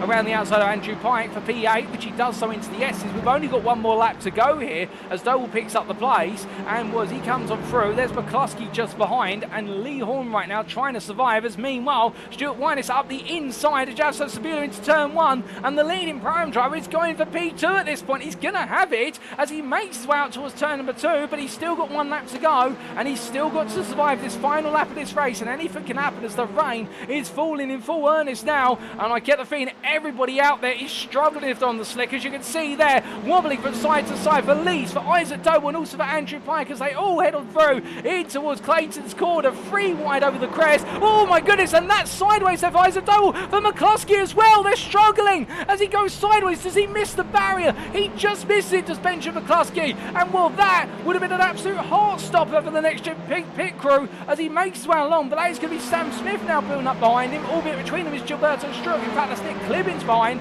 so he's got a lot of breathing room. And as he heads on down here in towards Moss Corner, there's more to come. This corner has been the one where if you're on a dry tyre and you're braking in the wet, it's so easy to slide into the barrier. So therefore, everyone right now is going to be nursing their way to the checkered flag here if you're on the slick. And Lee Horn right now will know it's only 3 quarters to go. It's less than a mile to that checkered flag, but can he hold on? You remember that he was the driver who gambled on the tyre compound at Suzuka in Season 7 and pulled off that miraculous overall win on strategy. But as he makes his way through the last corner, here it comes, ladies and gentlemen, and Horn is struggling. There's no grip there, but as he clears the corner, he just needs to tiptoe to line, and Lee Horn will see the checker flag and be your overall winner here in race 1 of the day at Mosport. Behind him to take prime victory will be Stuart Winus with his best ever finish, P2 overall. Jaroslaw Cebula P3, and Kieran Smart make it a 1-2 in Pro-Am, with what there is Kieran Smart's P4 overall for Track Scotland, ahead of Wayne Douglas P5 on his return to the grid, Andy Fox's P6 ahead of Michael Lees, Andrew Pike and Isaac Doble, and Benjamin McCluskey completes your top 10. Meanwhile, Jonathan Collins has still got a way to go to finish his race. As out my contact with window, I see Sam Smith has finished P11 ahead of Alex Meredith, and well, I think meanwhile we can see Ben Trier come to line P13, and then it will be Jamie Dory P14 as he crossed the line ahead of Sam Bradley by 4 seconds. But meanwhile, into the final quarter he goes. I think he's going to be passed there at the end by Carl's a lap down, but Jonathan Collins will be your AM winner. He'll take P17 overall for Next Gen Orange Whiskey runners, and he has survived the challenge presented to him by a very, very tricky set of conditions here at the Mosport circuit. It will then be your top 20 completed by Dan Mould, Gavin Connor and James Mazesgal, with Daniel down in P21. Andy Chell will come to line as runner-up in the AM class, P26, on his debut. I don't think he's going to quite believe that. And then we'll have Gabriel Yamaz, who completes what is the AM podium there, P27, ahead of Lewis Mason, Sam Van Olst and Jake Pitt, who rounds off your top 30. And well, in the end, ladies and gentlemen, as we do see Pitt and Smith making the way to line, they will be the last drivers to finish this race on the lead lap. There comes Jake Pitt at the bottom of your camera, P30, and Kevin Smith, P31, will complete the lead lap of this race. But what a race from start to finish, and in the end, the man who risked it all and absolutely got it spot on, Lee Horn for Next Gen Orange and Whiskey runners, after Dan Mould, who seemed to be fully in control, has come into the pits at the end of lap number 12 for an unknown reason, but put the wets on. Horn stayed on the slicks and he made it to the checker flag in what was a race just about survival as much as it was about being the fastest out there. And as he gradually makes his way on through, also Stuart Winus, winner in the prime class, his first prime victory of his NXTCC career and his first overall podium as well, and a 1-2 for Track Scotland there, with Kieran Smart bringing up the rear in that 1-2. They'll be absolutely joyous about that one, and will meanwhile Michael Lees round off the prime podium there, P7 overall. The JWM Motorsport driver will be pleased as punch with that, knowing he's back on the prime podium on his return for Season 8. Jonathan Collins limping his way on around here, and also also, I think, giving a wave to Lee Horde as they make the way through, and will NXTGEN Orange and Whiskey runners could not have asked for a more fairy tale start to their day in round number 2, with what is wins in both the Pro and also the AM classes. Collins will lead the trio on through, and you can see there just behind what is the rest of the team as Alex Meredith brings up the rear, and a very challenging race for all 3 of them, if not the entire field. But goodness me, ladies and gentlemen, so many great stories out there. Andy Cho as well, as he's accompanied by Sammy Ariba as they make the way on through, and well, the number 5 driver taking 2nd place in the AM class, P26 overall. But when he finds out he's on that podium, if he doesn't know so already, I know what Andy's like. He can be very cool. He's a very, very jolly man when you speak to him down the paddock, but I think right now he might be jumping up and down enjoying inside that car, and I think he might be unleashing a bit of his inner Colin Turkington, if anybody remembers the infamous clip from the 2019 season finale of the BTCC when he'd taken the crown. Albeit this is just a P2 at the podium, I think to Chell it will mean just as much, as we now take a look to the scenic view, and with it those race results. So after a fantastically, frighteningly tense race number 1 of round 2 of the NXTCC Season 8, powered by Doble Motorcycles, brought to you on iRacing, Lee Horn, your winner for NXTGEN Orange Whiskey runners by 3.8 seconds over track Scotland Stuart Winess, who was not just your runner-up, but he was also your Pro-Am winner. Now it's Jaroslaw Cebula, who continues his run in terms of being on the front of the field, and indeed taking another podium there, P3 for NXTGEN Pink, with track Scotland's 1-2 in the Pro-Am class, and double up in the overall top 5 being completed there by Kieran Smart, P4. Wayne Douglas, P5 there for Douglas Motorsport, and a very controlled return to the grid, and a very strong race there, no doubt about it. Head of Andy Fox for Goldwyn Motorsport, who didn't quite have the pace when the rain came back, but still be pleased with the way the race went, no doubt about it. And he took P6 by a sizable 6-second gap over Michael Lees for JWM Motorsport, who completed the prime podium. Andrew Pyatt finished P8 for the Sim Racing Collective in a qualifying session that didn't go his way. It was definitely a race that came to him over the distance and back in the top 10 straight away. Head of Isaac Doble and Benjamin McCluskey for Doble Sim Racing and NXTGEN Pink respectively, who completed your top 10, albeit after that very hairy and scary final lap. Sam Smith made it best of SP11 for iRacing Esports, 4th place in prime, ahead of Alex Meredith, with the NXTGEN Orange and Whiskey runners drive, finishing 6 seconds clear of Full Tilt Motorsports' Ben Altrier, and then Jamie Dory for NXTGEN Pink and Sam Bradley for SO NXTGEN Gold completed your overall top 15. Mikey Doble, P16, in a bit of a slower start to his day after a difficult qualifying session, making gradual progress there to take 16th place, ahead of AM winner Jonathan Collins for NXTGEN Orange and Whiskey Runners Racing, and congratulations to Jonathan Collins on that performance. And round of the top 20, Dan Mould with that big question mark of why did he come into the pits when he only had 2 laps to go? Was it just to put the wets on? Was it something else? But what could have been a win ended up being P18 for the SO NXTGEN Gold driver, and then Gavin Garner and James Smassersgow completing your top 20. Daniel Downing, P21 for Goldwyn Motorsport. In the end, only 2 tenths clear of Anthony Hilton. The American for Mello Motorsports really coming alive in the closing stages of the race and picking up what was a P8 in the Pro-Am class ahead of Russell Fowler, with then Ben Gregory and Toby Prosser completing your top 25, and with it a run of Pro-Ams, but we'll come on to an AM grouping that consists of your 2nd place AM driver, Andy Chell for Quartermass Motorsport. 4 seconds behind him, Gabriel Yilmaz for Aztec Racing, who completed the AM podium, and Lewis Mason was only a second off, but unfortunate to miss out on the AM podium. He had settled for P4 in class for SJC Racing with 991 Racing in P28 overall. Your top 30 was completed by Sam Van Olst and Jake Pitt, with Kevin Smith being the last lead lap finisher P31. And then finishing a lap down, Nick Clearings, Gilberto Struck, Adam Delmont, Lewis Delmont, Mark Kent, Matthew Sheraton, Jonathan Berry, and round off the top 40 there, Marcel Fritsch and Joe Doble. Also outside of the top 40 and a lap down, Josh Brown, Reese Watt, Matt Emmons, 4 laps down to Mark Sykes, and the same there for Alan McCain, and they'll be your last classified race finishers, I do believe. Oh, in fact, no, Gabriel Papaconstantou will be, as he finished over half the race distance. He'll be at P46 as classified, and then your retirees or non-finishers as they'll be classified will include Duncan Moraes, Jack Osborne, and also there the last 2 drivers, Eduardo Gonzaga and Sean Doby. So a challenging race for everybody, but what a race it was, ladies and gentlemen, and we've still got 2 more races to come here at the Canadian Tire Motorsport Park in round 2 of the NXTCC Season 8.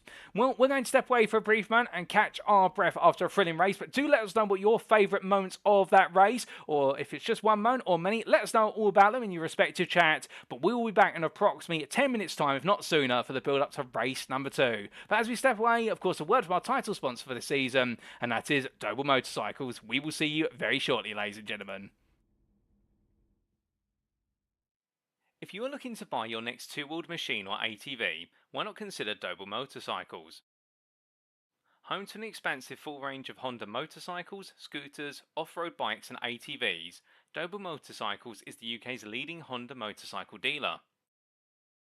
However, do not just take our word for it. Having won numerous awards over the years, including 3 Motorcycle News Dealer of the Year awards, and being nominated for many more, including Honda Dealer of the Year 4 times, the Doble family-run business prides itself on customer service, and it shows. Add to this the family's rich racing history through 3 generations, as currently embodied by Mikey Doble Racing, with Mikey chasing glory in the BTCC, and you can be certain that you will receive excellent customer service from lights out to checkered flag. So if you'd like to know more, check out their website today at doble.co.uk. Speaking of Mikey Doble Racing, if you'd like to support Mikey as he pushes it to the limit out on track, you can do so by following the Mikey Doble Racing Facebook page as seen on screen.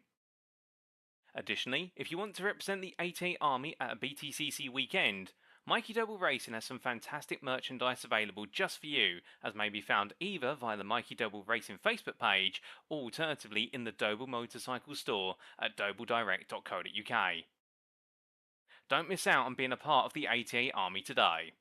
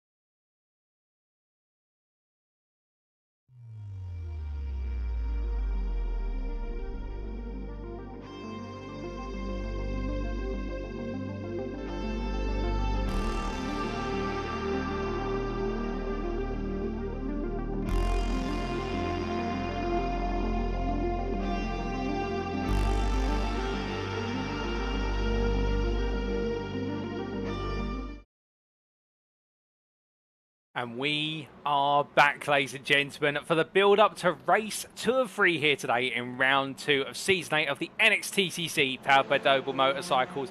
And what a race 1 we have just had. Completely unpredictable weather conditions. We were dry in circuit in the first half, and then sunny and influx of rain in the second. You could not make it up. It was a race that was finely poised and teetered from one extreme to the other. And we saw plenty of extreme performances throughout. And perhaps one that went under the radar, and thank you to Catherine Meredith for pointing this out in the YouTube chat, was that this man, Alex Meredith, who started P45 on the grid in race 1, finished P12, making up 33 places along the way. What a performance from Alex Meredith, no doubt about it. And well, he'll be hoping now to echo more of the same in race number 2, given the fact he'll be very highly placed in that overall grid. He'll carry no success ballast into race number 2. And could he be the one to watch out for? Could he be trying to charge his way onto that overall top 5, not that overall podium, perhaps even an overall victory come the second checkered flag of our races today? Well, he's one of many of the performances out there that really has stood out, there's no doubt about it. We wanted to make a special mention to that one,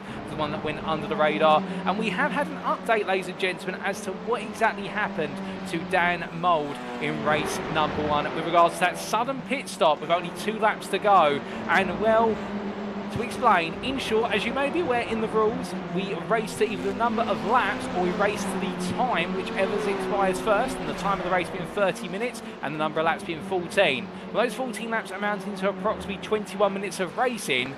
Well, would you believe it? The pit crew for Dan Mould for the race was to the 30 minutes of time, and the switch to the wet tyres was in preparation for the remaining, what was at the time, the remaining 14 minutes or so of racing. So a pit crew error there, and the number 62 driver seeing that race win taken away from him from being called into the pits in preparation for a race that wasn't to go the full time distance, it was to go the lap distance.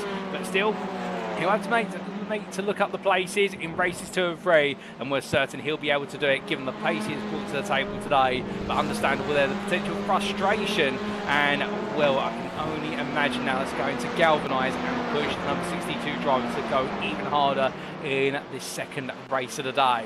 And as he makes his way on down at the back straight there, we also do look to Marcel Fridge, a driver in the end, where it all ended up in tatters right as it was going well for the Rhino Academy driver, and the Austrian will know now that he's got plenty more he'll need to do in race number 2 if he wants to chase down an AM win and try to make it another win, much like in round number 1 of the season. Whilst we do have a brief moment before we go into the grid for race 2, we do say hello there to what is Patrick Falconer, also in the Twitch chat to Howie74, who's cheering on Ben. I do believe that'll be cheering on at least one, if not both of the Bens at Formula Motorsport. We also do say hello there to Alejandro Ulate, and we'll ask about the safety car. No safety car was called in race number 1, despite there being multiple instances. The safety car is only there if the track is blocked in order to help clear the track. And in most of our instance, having ways through for our drivers, and we didn't see any instance that ended up blocking the circuit completely. So no need for a safety car there. And we also say hello to Handsome Stu, who just called race 1 in the nick of time. I'm glad to have you with us, Stu. We also say hello to Katie Eames in the Facebook chat, who was talking earlier on about the gamble from drivers going on the wets or the dries. We also say hello to _Logan in the YouTube chat, and so great to see somebody of you tuning in. Also, say hello there to Wayne Kerr, and well, indeed, the YouTube chat absolutely alive right now, no doubt about it, and we're so happy to have you all tuning in as we continue on our journey. And the checkered flag comes out in this final practice warm-up session. You know what time it is, ladies and gentlemen. It's time for race number 2.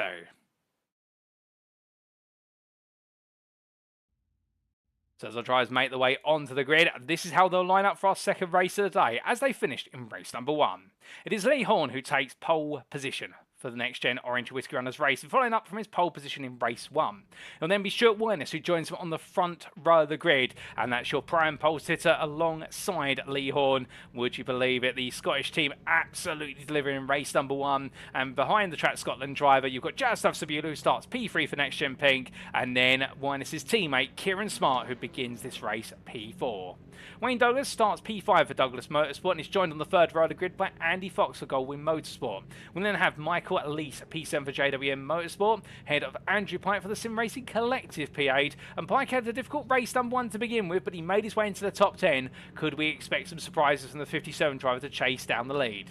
Isaac Doble starts P9 for Doble Sim Racing, ahead of Benjamin McCluskey for NXTGEN Pink. That's your top 10. And then outside the top 10, best of SP11 is Sam J. Smith for iRacing Esports. He's joined on the 6th row of the grid by Alex Meredith for NXTGEN Orange Whisker Runners Racing, the driver to watch out for given how many places he gained in race number 1. And on row number 7, we've got Ben Altrier for Full Tilt Motorsport and Jamie Dory for NXTGEN Pink.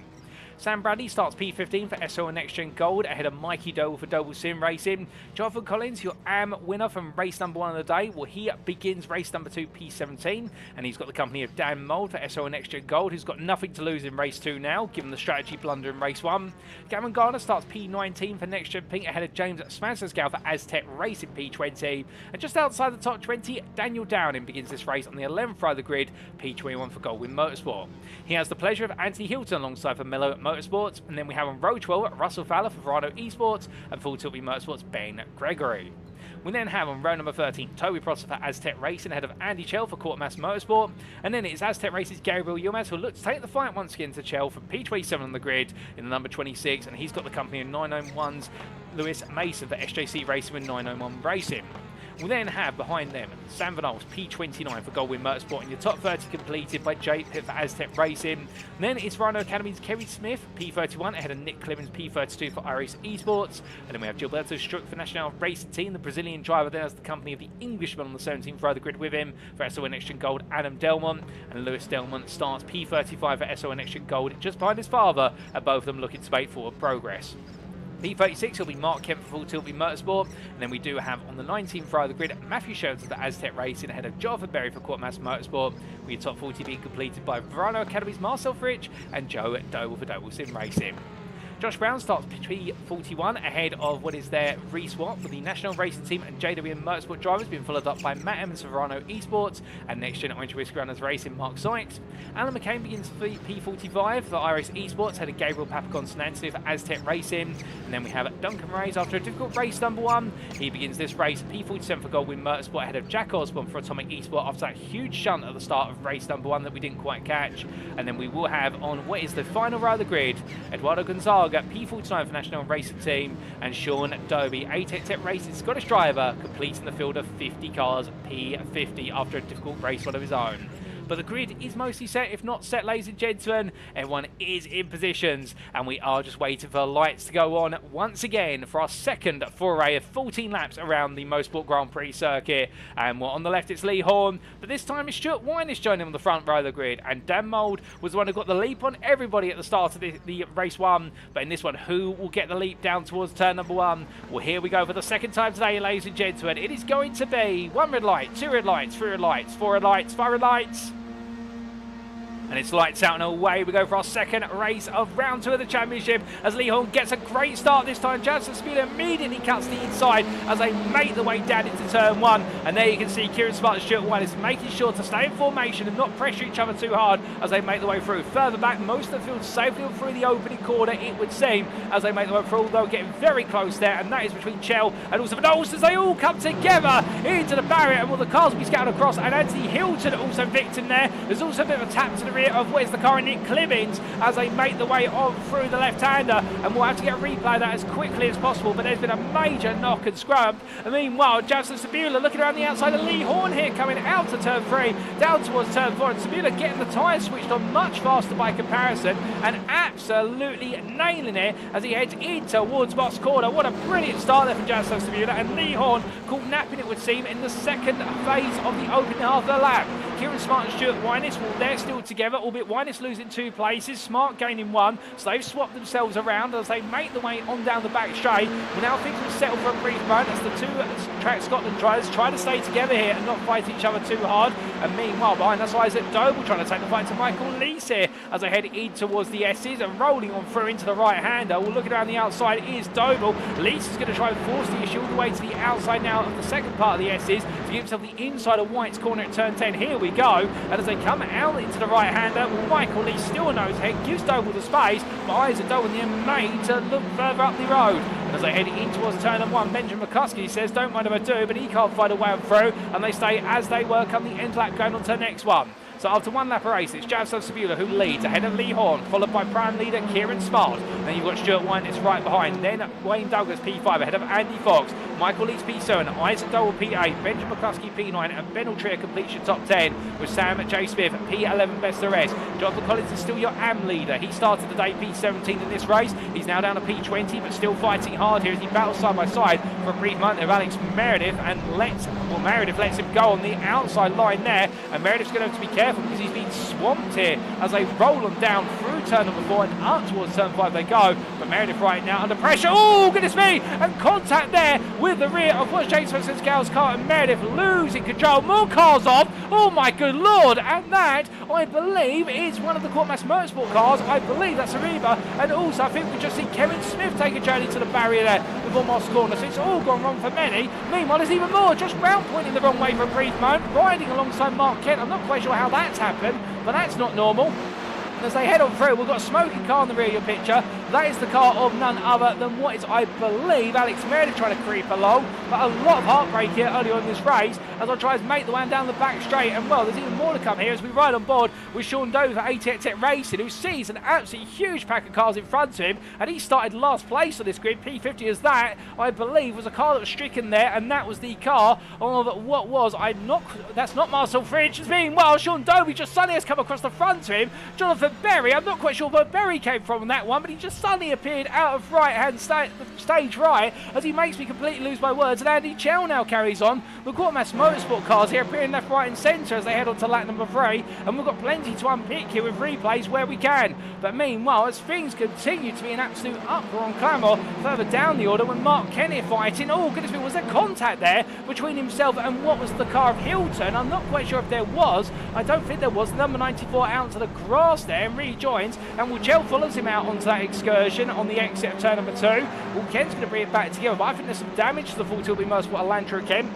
And that might explain why everything's going backwards rather than forwards. But whilst all this is happening, meanwhile, up the front of the field, Isaac Doble battling with Benjamin McCluskey and also Stuart Wyness, the Pro Amtrak Scotland drivers, falling backwards in this order. And the problem is as rain starts to fall, and the majority of the field has started on the dry tyre, minus Andrew Pike. Well, you couldn't make this up. And right now, Sam Smith battling side by side with Kieran Smart for P2 in the prime class. They might shortly be battling to get into the pits, and Cebula's already in. Lee Horn's already in. But the rest of the field carries on, and Smith's into the wall. He loses control, but ping-pongs his way into the pit lane. Well, Smith in the end with a nasty knock is able to get away with that. He'll have a faster pair available as well. Smith has literally just used up all 9 lives if he was the cat. That is absolute luck in essence, but I think Smith as well will take it on and think, you know what, we've nailed that. But meanwhile, Toby Pross here battling with around the outside of Sam Knowles as they head on to another lap, and all these drivers minus Andrew Pike are on the dry tyre. Pike is the only one inside the top 40 who is on the wet compound, and Pike right now may just suddenly spring his way up the order here and might just steal this race away,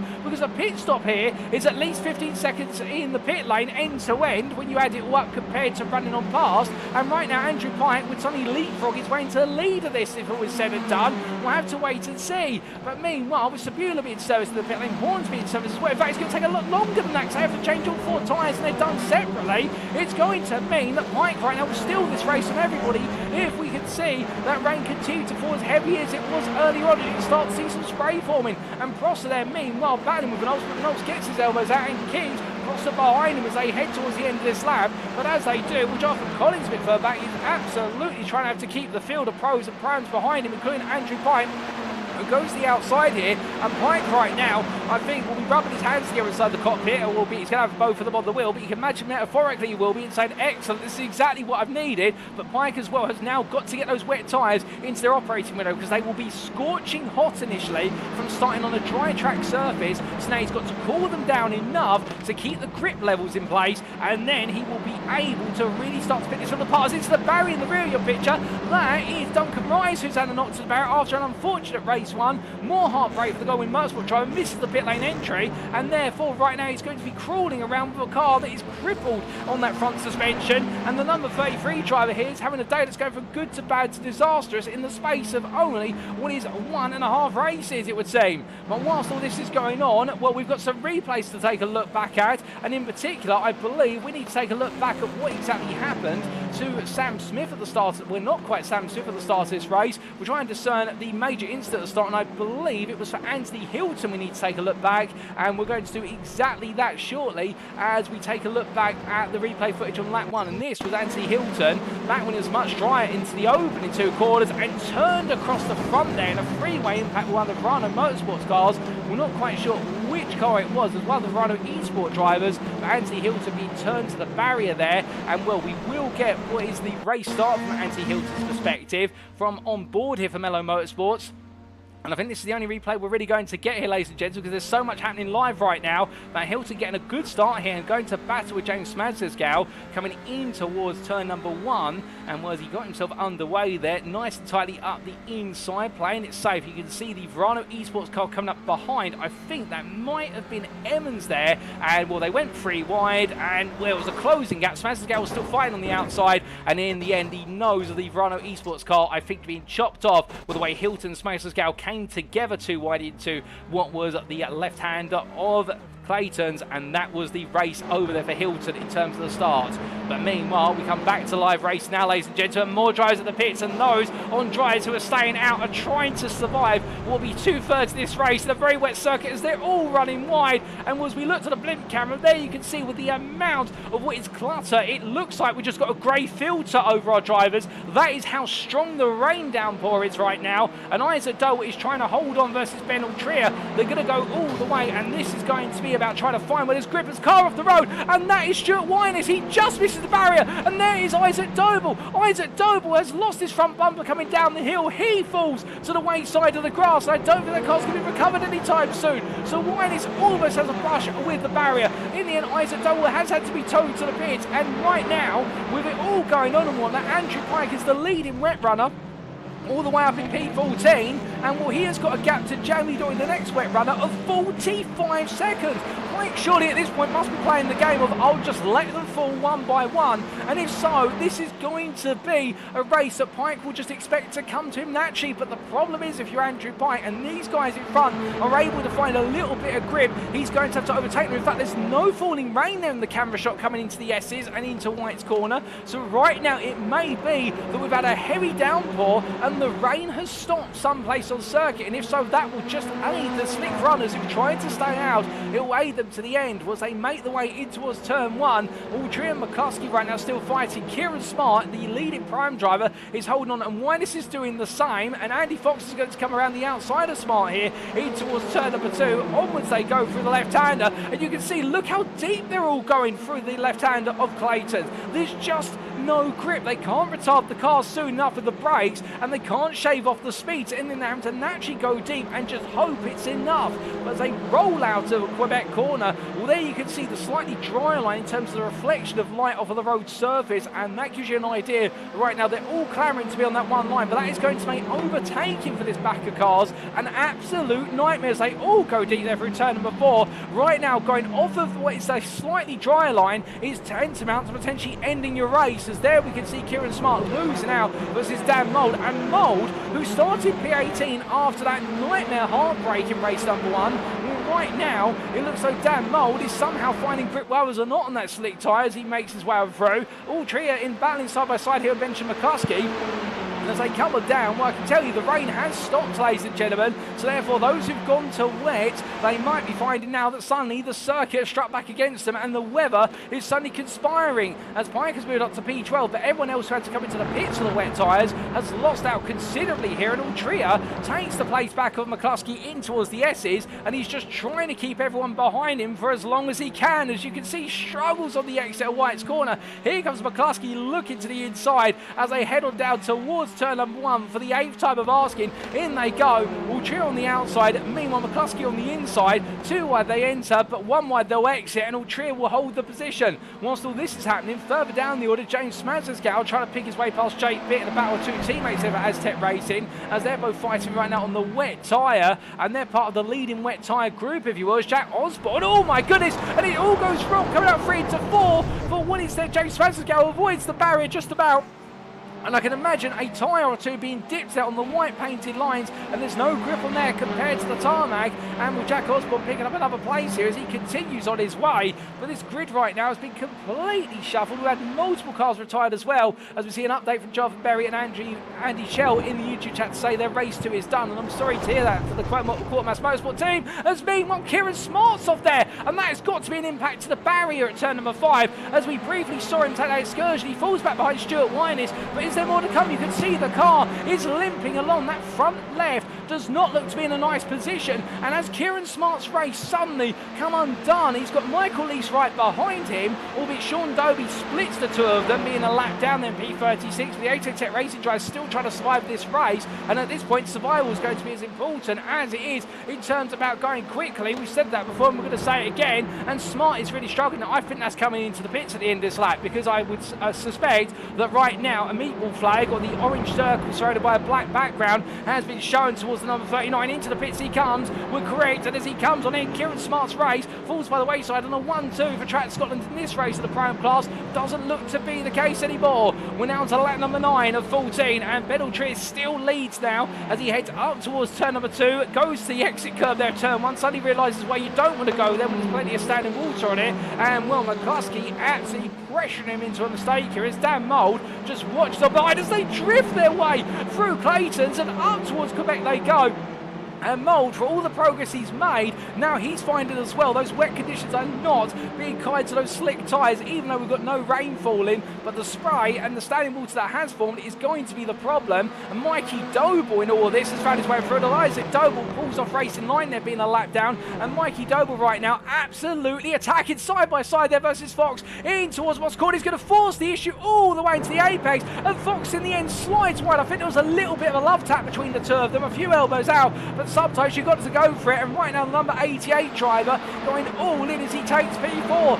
Winus is still your prime leader just behind him P5, and Andy Fox falls to P6 as Sean Doby sits in the mix and just tries to steer clear of it, being a lap down with the blue flags waving to him. He doesn't have to just step aside, but he's expected not to fight whatsoever. And as they make the way on down the back straight, all your race leaders once again go toe to toe. It's Ultria defending to the inside, McCluskey on the outside, and as they come through the right hander, well, it's going to be McCluskey who's made to just wait his turn. And well, the longer this goes on for, I suspect, given the pace we did see from the 2 of them in what was the dry practice, well, Ultria was the slower of the 2 by comparison, albeit by a small amount, and I think that's what McCluskey is playing on. This race will naturally come to him. The more Ultria fights, and here they go to turn 1 this time, and now McCluskey really trying to get his nose in there, just make it too wide all the way towards turn 2. But Ultria under pressure, getting to that inside where it's a wetter line, but in the end he can't quite do so. McCluskey looks at the cutback here. Ultria is just going to park the car in the apex, or the entry apex point at least, and just simply drag the car through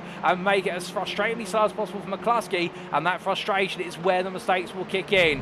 And through the round they go as we see Kevin Smith there steering clear and taking to the grass in order to avoid incurring what will be the wrath of the race lead as he parks the car for a brief moment. He'll get that rolling and restarted shortly. Ultria holding on as meanwhile we've got Andrew Pike battling with Michael Lee. So Pike being the wet runner. Is this a sign of Pike taking another place as he looks to go around the outside at least through turn 4? And meanwhile, that's Sean Doby's back, and Michael Lease is into the barrier. Well, you could not make this up, and well, goodness me, that is the whole rear paneling on the 55 comes flying loose there after that nasty impact of the 55. And well, the JW Motorsport Cars race is over. And well, now for the Elantra, can he get that to the pits? But he will fall by the wayside. And I think there, too wide into turn 4 and 5. Didn't quite work out for Lease, but it worked out for Pike, and Pike will move up to P7. He's still got, after this lap, 4 laps to go, and he'll still want more in all of this. But meanwhile, Andy Fox now battling with Stuart Winans, trying to get back ahead of the prime driver as Winans trying to dig in for a back-to-back top fives overall, and will also trying to make it the track Scotland pick up what is prime wins back-to-back. But through the right-hander of turn number 10, through Whites he goes then, and on to the next lap. 4 still to go. No more rain in sight at the moment. There's some clouds in the distance, but this is a circuit now that is drying, and those who are on the slick tyre will be hoping that the lap just comes more and more towards them, and as a result they can burn some of that standing water away. The wet runners meanwhile will be hoping that the slick tyre is going to fall away. It just won't hold on, but has it played out successfully for them? Well, at the moment it seems as though it's the slick runners who are getting the better advantages. Meanwhile, Daniel Downing around the outside of what is there. Sam Bradley into turn 2, but runs a little bit too deep. Bradley's back there on exit. Downing still taking to the grass in order to try and keep the car together and make the move stick. And well, I think that's going to be using all the track and then a bit extra, and Sam Bradley will try and cut him back here. Brilliant battling between the two Honda drivers. So what is the final spots of the top 10 overall, and what is for the final podium position of the prime class as they come down in towards turn number 4. And you can see there that water on what is the inside centre of the corner at turn number 4, and nobody wants to dip a toe on it if they can help it, or will we should say, but sometimes having to do so. And whilst all this is happening, making the way upwards towards what will be turn number 8. Well, meanwhile, Andrew Pike has found his way past Andy Fox. He's found his way past Stuart Winans with all their battling. We'll get a replay of that shortly. And now Pike is up to P5 at 9. There's only 4 cars between him and a victory. But meanwhile, going in towards the S's, Altria and McCluskey still side by side, still fighting each other absolutely tooth and nail. And well, Altria throwing everything at this, including the proverbial kitchen sink, to try and hold on as McCluskey tries to cut it back once again, but he can't find a way on through. We ride on board here with the 28 as they go onto what is lap number 12, and as they head on through to turn 1, McCluskey now really getting out the knives here in terms of just trying to pod and probe a way through, but Altria saying no every single time as they head over the crest and in towards Clayton's. But you can see there McCluskey really trying to make sure that door gets over, trying to get Altria to make a mistake, trying to get him off racing line wherever possible. Altria makes a small error, the car going a little bit sideways through Clayton's, but it's not enough for McCluskey to be able to seize the initiative here as they come through. Oh my good lord, as they get very close every turn number 3. I think Altria at this point not just parking it to stop McCluskey, but having to park the car to stop it from rolling away from him, and all this is bringing Dan Mould and Mikey Doble right up behind them. And speaking of Mould and Doble, here they come over the crest of 4, and well, Mikey Doble looks around the outside and backs off their 9, that Gravity. And also in natural inertia is going to push Mould's car to the outside of the corner on a collision course, and Mikey Doble goes to the cut back there, going through Moss hairpin. It's a lovely move, and now the Audi deploying all of its power surely will have enough in order to come back versus Mould, albeit both of them in unladen cars in terms of success balance. It's going to be a drag race here, and the Audi will gradually win this drag race with a little bit of tow on the back of McCluskey's car. But as you can see there, Mould is not going to give it as they go too wide in towards the S's, but Mikey Doble surely on the inside left of your picture is going to be able to make the move count, as meanwhile the leaders go side by side to the S's. Mould carries it all the way around the outside. Meanwhile, Altria and McCluskey, the closest they've been through the S's so far, and well, now Altria having to dig in, and it's too wide all the way through Whites. This is what McCluskey's wanted. He's wanted to get fully alongside in order to be able to force it too wide all the way into the opening corner, get the better traction off of the final corner as well. But Altria's still there. The Elantra holds on, and the Veloster just cannot find a way through as Mould keeps Mikey Doble at bay, and Andrew Pike is on the back of this, but Pike's going to strike. He's got to do it soon. He's run out of laps, 2 laps to go, and well, as they roll them through, it's an error. Altria goes wide, Mikey Doble goes wide, and that's 2 places that fall for Pike in favour. McCluskey takes the lead, and Pike's looking up the inside. He's going all in here into Quebec corner. Can he force the move here at Mould? He's going to go for it, but it's going to be on the exit now. They'll need to get the better out, and that Honda absolutely hooks up, and Andrew Pike is now up into P2.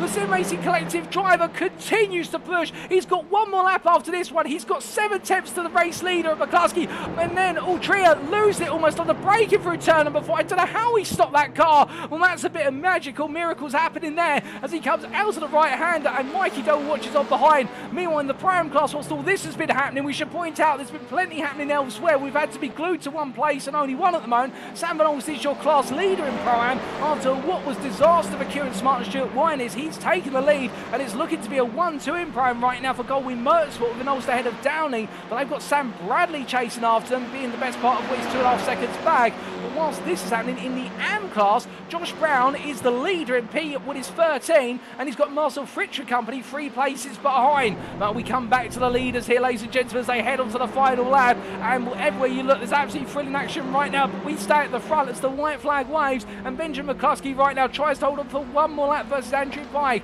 Dan Mould and Ben Trier are together still. And Mikey Doble after that near off at what was turn number 2 only moments ago. Following the footsteps of Trier, he's going to go all in here to try and take the place of Trier for P4 right at the end of this race, which seems to have gone on for an eternity given the conditions, but it's been absolutely incredible.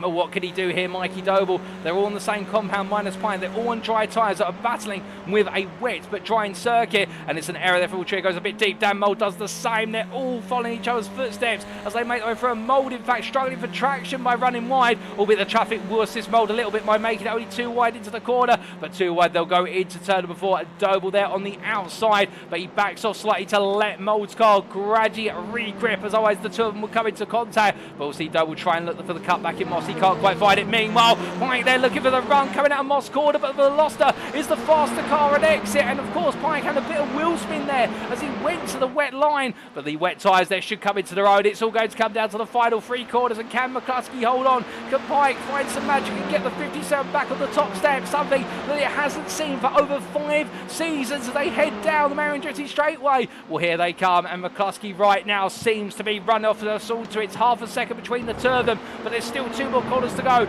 2 corners where a mistake could be the difference. But as they head through turn number 9, it's only White's corner to complete the run of this race. The white flag is waving, and as they raid the way through, it turns to a checker flag, and Benjamin McCluskey holds on to take victory in race number 2 ahead of the wet-shod Andrew Pike for the Sim Racing Collective. And then it will be Ben Trier P3 ahead of Mikey Doble P4, Dan Mould P5. Sam Van will take prime victory P6, leading home a 1-2 in the prime class for Goldwing Motorsport ahead of teammate Daniel Down in P7. Sam Bradley makes his first appearance on the prime podium, P8 overall, P3 class ahead of Stuart Wyness, who in the end still finishes inside the prime top 5 and with a top 10 overall for Track Scotland ahead of teammate Kieran Smart despite it all. And well, what a race for those two. It all went in one direction and the other. Adam don't want to take P11, and Josh Brown comes on through to take his second and victory of the season, P14 overall. And well, he finishes just ahead of Jamie Dory, with Ben Gregory coming to the line, holding off Eduardo Gonzaga to the line there, and Marcel Fritsch will be your AM runner-up, P18, ahead of Toby Prosser and Lee Horn, and taking the final spot on the AM podium in due course, we believe will be this man, Mark Kent, who is being chased by none other than what is there, Lewis Brown. Well, in fact, not Lewis Brown, Lewis Mason, I should say. Let me correct myself. We've got some drivers between them, though, and that includes Jake Pitt, who comes to the line here, fend off Alex Meredith to the line as they cross that timeline. And well, it will be Alex Meredith there, P26 for Next Gen Origin Whiskey runners, and Mark Kent will finish behind him as the 3rd place finisher on the AM podium. And then we will see Andy Fox ahead of Gabriel Yilmaz, and they will complete what will be your lead lap finishers, and it will be Gabriel Yilmaz, P29, the last lead lap finisher there of this race. But what a race. We thought race number 1 was a tale of 2 halves. Well, this race has been a tale of every lap. You could not make it up here, and well, in the annals of the Season 8 history book, I can imagine you could dedicate an entire novel to race number 2 here at Mosport today in round 2 of the championship, because goodness me, Benjamin McCluskey holding on and opting to stay with the dry tyre. And well, Andrew Pike threw everything at it on the wet tyre, but in the end it just wasn't enough to close down the delta. And well, from our drivers who are already into the pits, we look to Josh Brown, who makes his way on in and will the AM winner, following on from an AM win in race number 2 at Misano only a week ago. But another AM win, he becomes our first repeat AM winner, I do believe. And what a drive there for the number 4 drive for National Racing Team from Ireland. And will Marcel Fritsch making it another podium in the AM class, and that will bring a smile to his face, there is no doubt about it. But whilst we do have our drivers making their way into the pit lane, let's take a look back quickly at how Sam Van Olst found his way into the lead of the prime class. And I do believe that this was on Stuart Wyness on lap number 13. And well, this was when I was making his way through turn number 2 at the time. Now I can't see, oh goodness me, and that was Winus going around. So Winus had a spin that resulted in when I was taking the lead. And well, I think Winus in the end just running out of grip. And here's the replay to explain what happened to Stuart Winus. Coming on through the corner, car rejoining there, and a tap between the two. Was that the car of Andy Fox that had gone off? I think it was, in fact. Andy Fox had already taken a trip to the grass. So Winus' race being turned around there as he was chasing after Andy Fox, and Fox's mistake will play a big part of that. So that explains what happened to the Track Scotland driver and why he was demoted from the lead of the Pro-Am class. Well, we return to your live racing pictures, ladies and gents, but already a quiet circuit now, and we take you through those race results subject to any stewards' inquiries, and here they are. After an absolutely incredible 14 laps of racing in race 2 of round 2 of the NXTCC Season 8, powered by Doble Motorcycles, Benjamin McCluskey taking victory for Next Gen Pink by 7/10 in the end over the Sim Racing Collective's Andrew Pike. Ben Altrier rounded off the overall podium there for Full Tilt v Motorsport, I believe his first overall podium of the season, and he'll be hoping many more of those could continue ahead of Mikey Doble for Doble Sim Racing, and then Dan Mould, who made his way from P18 all the way to P5, but couldn't quite get onto the podium at the checkered flag for SO and Next Gen Gold. Sam Van Ols was your Prime winner, P6, leading home a whole Prime pack, and it was a 1-2 in the Prime class for Goldwyn Motorsport, with Daniel Downing following his teammate behind, and then we saw Sam Bradley a further 3.5 seconds off to complete the Prime podium for SO and Next Gen Gold. Stuart Winus was P9 ahead of his Track Scotland teammate Kieran Smart in what was a potential 1-2 for them in the class. And it didn't quite come to fruition in the end, but still they'll be happy with a double top 5 and some great points overall as well to go towards their team's championship campaign. And then Adam Delmont, best the rest, P11 for SRL in Next Gen Gold. Having started all the way outside of the top 30, he'll be pleased with that, with the best part of which 24 places gained. Joe Doble, P12, the Double Sim Racing driver, started P40, while the biggest gainers, if not the greatest gainer in this race, ahead of Nick Clibbins, who guarantees his spot in the potential reverse grid that's upcoming for iRacing Esports with P13. Josh Brown, your AM winner, P14 there for that Shell Racing team, but your winner in class, ahead of Jamie Dory for Next Gen PQ round off the overall top 15. Then we have Ben Gregory and Eduardo Gonzaga, and a special mention to Eduardo Gonzaga, his first top 20 finish of the season overall, and for the National Racing Team driver, also a great result there to take P8 in the Prime class. Run up in the AM class, P18 overall, was Marcel Fritsch for Verano Academy, and your top 20 was completed by Toby Prosser and Lee Horn, with Gavin Garner P21 just ahead of teammate for Next Gen Pink, Jaroslaw Cebula, and we saw Atomic Esports Jack Osborne make his way to P23 and be the last of the drivers in the eligible reverse grid positions. Russell Fowler and Jake Pitt completed your top 25 ahead of Alex Medev, with Mark Kent, your third place finisher in the AM class of Full Tilt v Motorsport, in a frustrating race for the number 94 driver. He held off Gabriel Yilmaz at the finish there by 15 seconds. And your last lead lap finisher, P29, was Andy Fox in a race that all went the wrong way right at the end. From the Goldwyn Motorsport driver, it was a lap down to Alan McCain, who completed the top 30, and the same there for Jonathan Collins, Isaac Doble, Wayne Douglas, Matthew Sheraton, Gabriel Papaconstantinu, Lewis Delmont, Michael Lees, Lewis Mason, and we did see there was 2 laps down for Kevin Smith, 3 laps down for Duncan Moraes, who completed your top 40 ahead of Gilberto Struck, and we had 5 laps down for both James Spencer-Scout and Sean Doby, with 6 laps down to Matt Emmons and 7 down to Anthony Hilton will be your last classified finisher, as he did complete over half the race distance for Mellow Motorsports, and then we did have the non-finished classifications there for Reese Watt, Sam Smith, Jonathan Berry, Addy Chell and Mark Sykes. So 50 starters in the end and a grand total of what was their 45 finishers, albeit in terms on that lead lap, 29 of our drivers making it home to the ultimate checkered flag.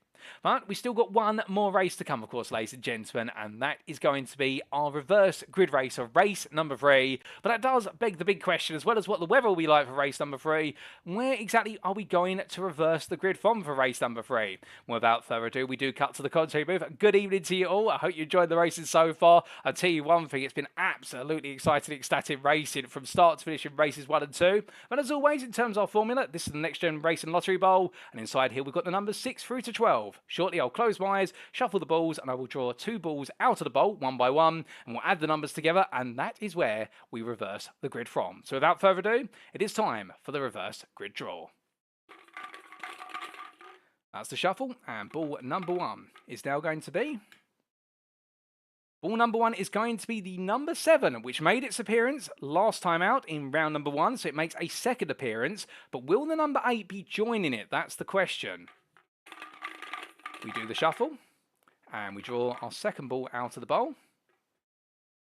And it is going to be, not quite, I thought we were going to have a first time ever. It will be the number 9 that joins it, which means it is a top 16 at reverse grid after a top 15 last time out at Misano, but it's a top 16 at reverse grid. And that will mean Ben Gregory lines up on pole position with the company of Jamie Dorrit alongside him for our final race of the day. And starting P3 will be your AM winner for race number 2, Josh Brown, who has a huge opportunity to score some points overall and also make it back-to-back AM wins. Well, for all that and more in terms of how it plays out, ladies and gentlemen, we'll be back in approximately 10 minutes time for the build up to our final race of the day.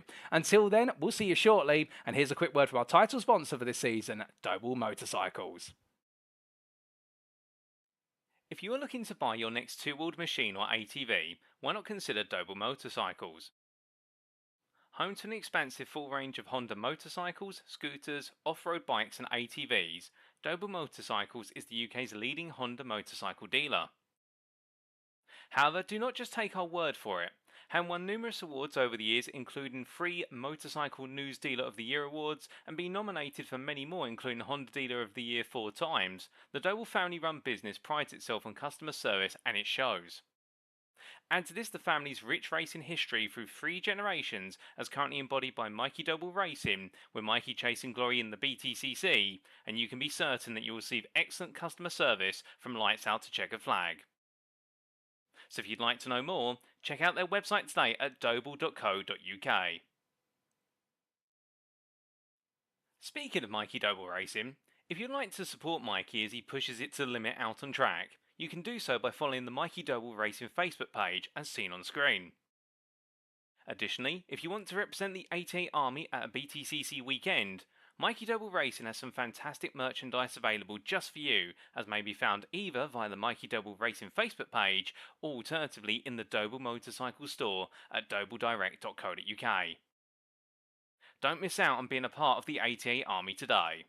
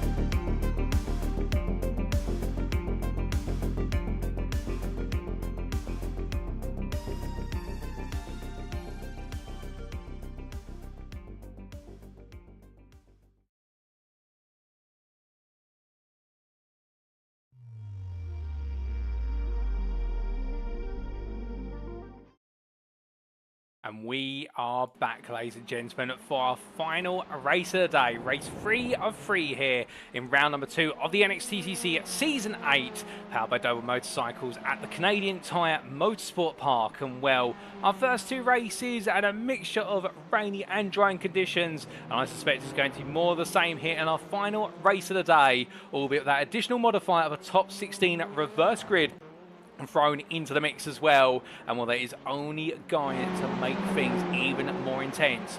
But a funny statistic for you as we do get set for the final race of today is the fact that this man, Ben Gregory, who finds himself on pole for the final race as he finished 16th in our previous race, he's had so far, I believe, unless I'm mistaken, back-to-back race 3 pole positions. He was your pole sitter for the final race of the day last time out at Misano, and he's done it again today. And in fact, going back through the annals, I do believe right now he's almost tied for what is the most reverse grid pole positions over the course of race 3 if you look at it throughout the season. So therefore the full tilting motorsport driver seems to have a bit of lady luck alongside him with regards to these reverse grid pole positions, and he'll be hoping that he can convert this one into a Pro-Am victory.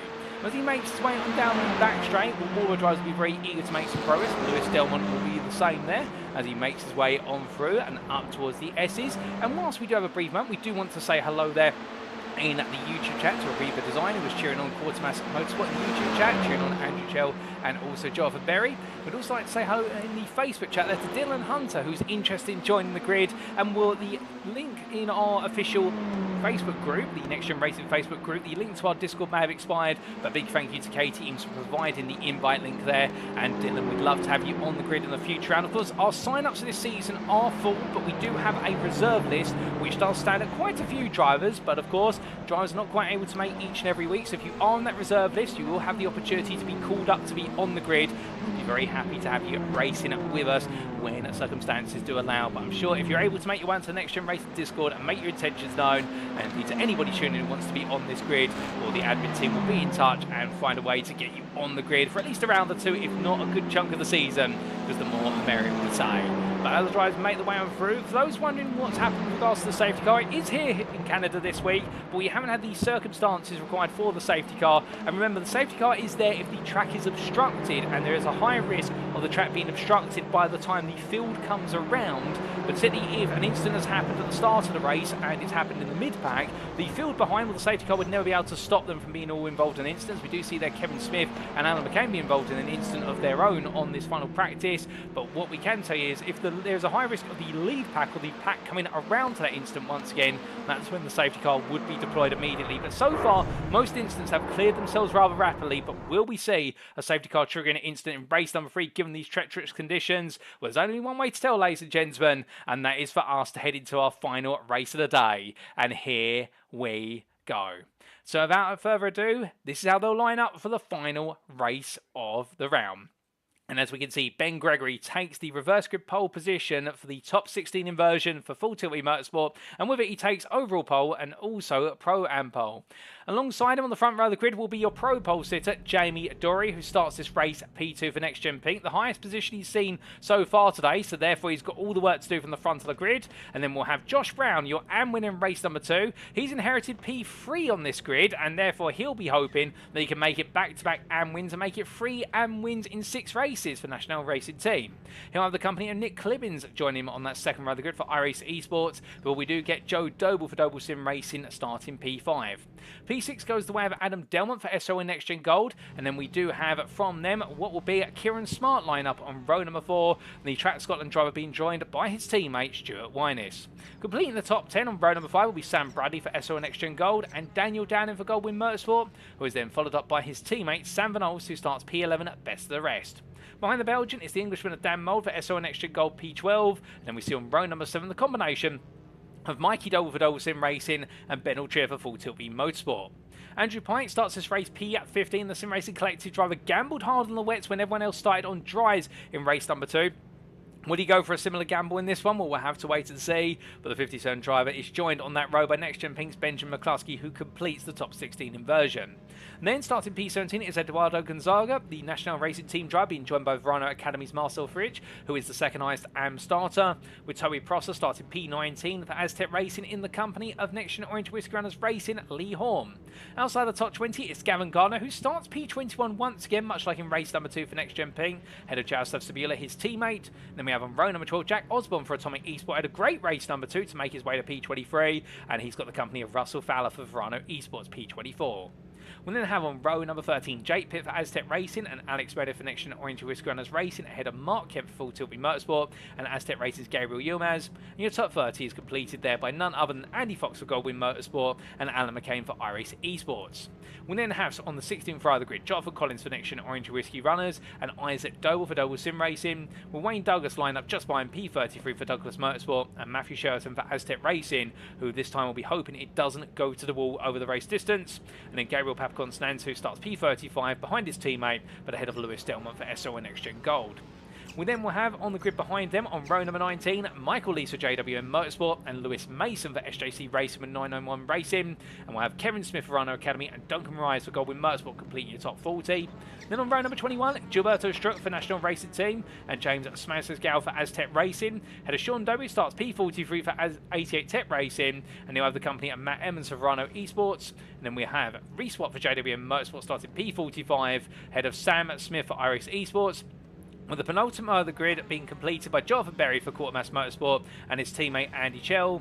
And I believe, ladies and gentlemen, we will have 48 starters in this race. 2 other drivers not making it to the grid. I believe Anthony Hilton being one of them, and I can't quite remember the other driver not able to make it to the grid, but I think their car's in the pit lane still being repaired, and therefore they haven't been able to make it back out. So therefore there'll be 48 starters rather than our expected 50, and we are only moments away from going to the green lights one last time here today. And of course, on the front row, it's a very different front row this time. Ben Gregory on the left, Jamie Dory on the right. Behind them, Josh Brown, who finds himself starting well outside of his normal comfortable starting position, but it could be a golden opportunity, could even be his first overall top 10. But as all the drivers sit there in position, they'll be waiting for those lights that are about to go on. And how will it all end here today in Canada? Well, we're going to find out, as we'll see 1 red light, 2 red lights, 3 red lights, 4 red lights, 5 red lights.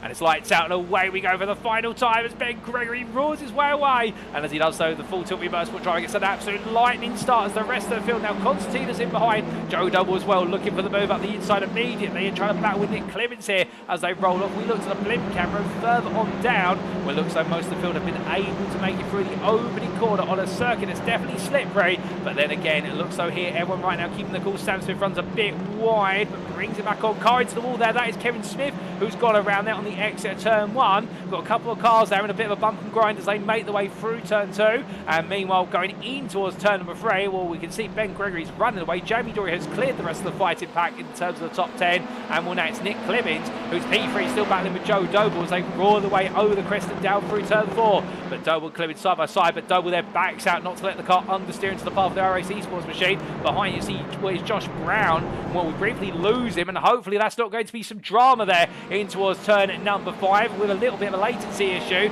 but it's not to be. Samados backs off there, and well, you can see Kieran Smart right now driving along and we're getting ahead of Samados, but I can imagine that Smart might have had to back out much like Van Ols there, given Brown's disappearance and reappearance. But as the field makes its way down the back straight, well, further back, Toby Prosser looking to try and make a move on the entry pipe.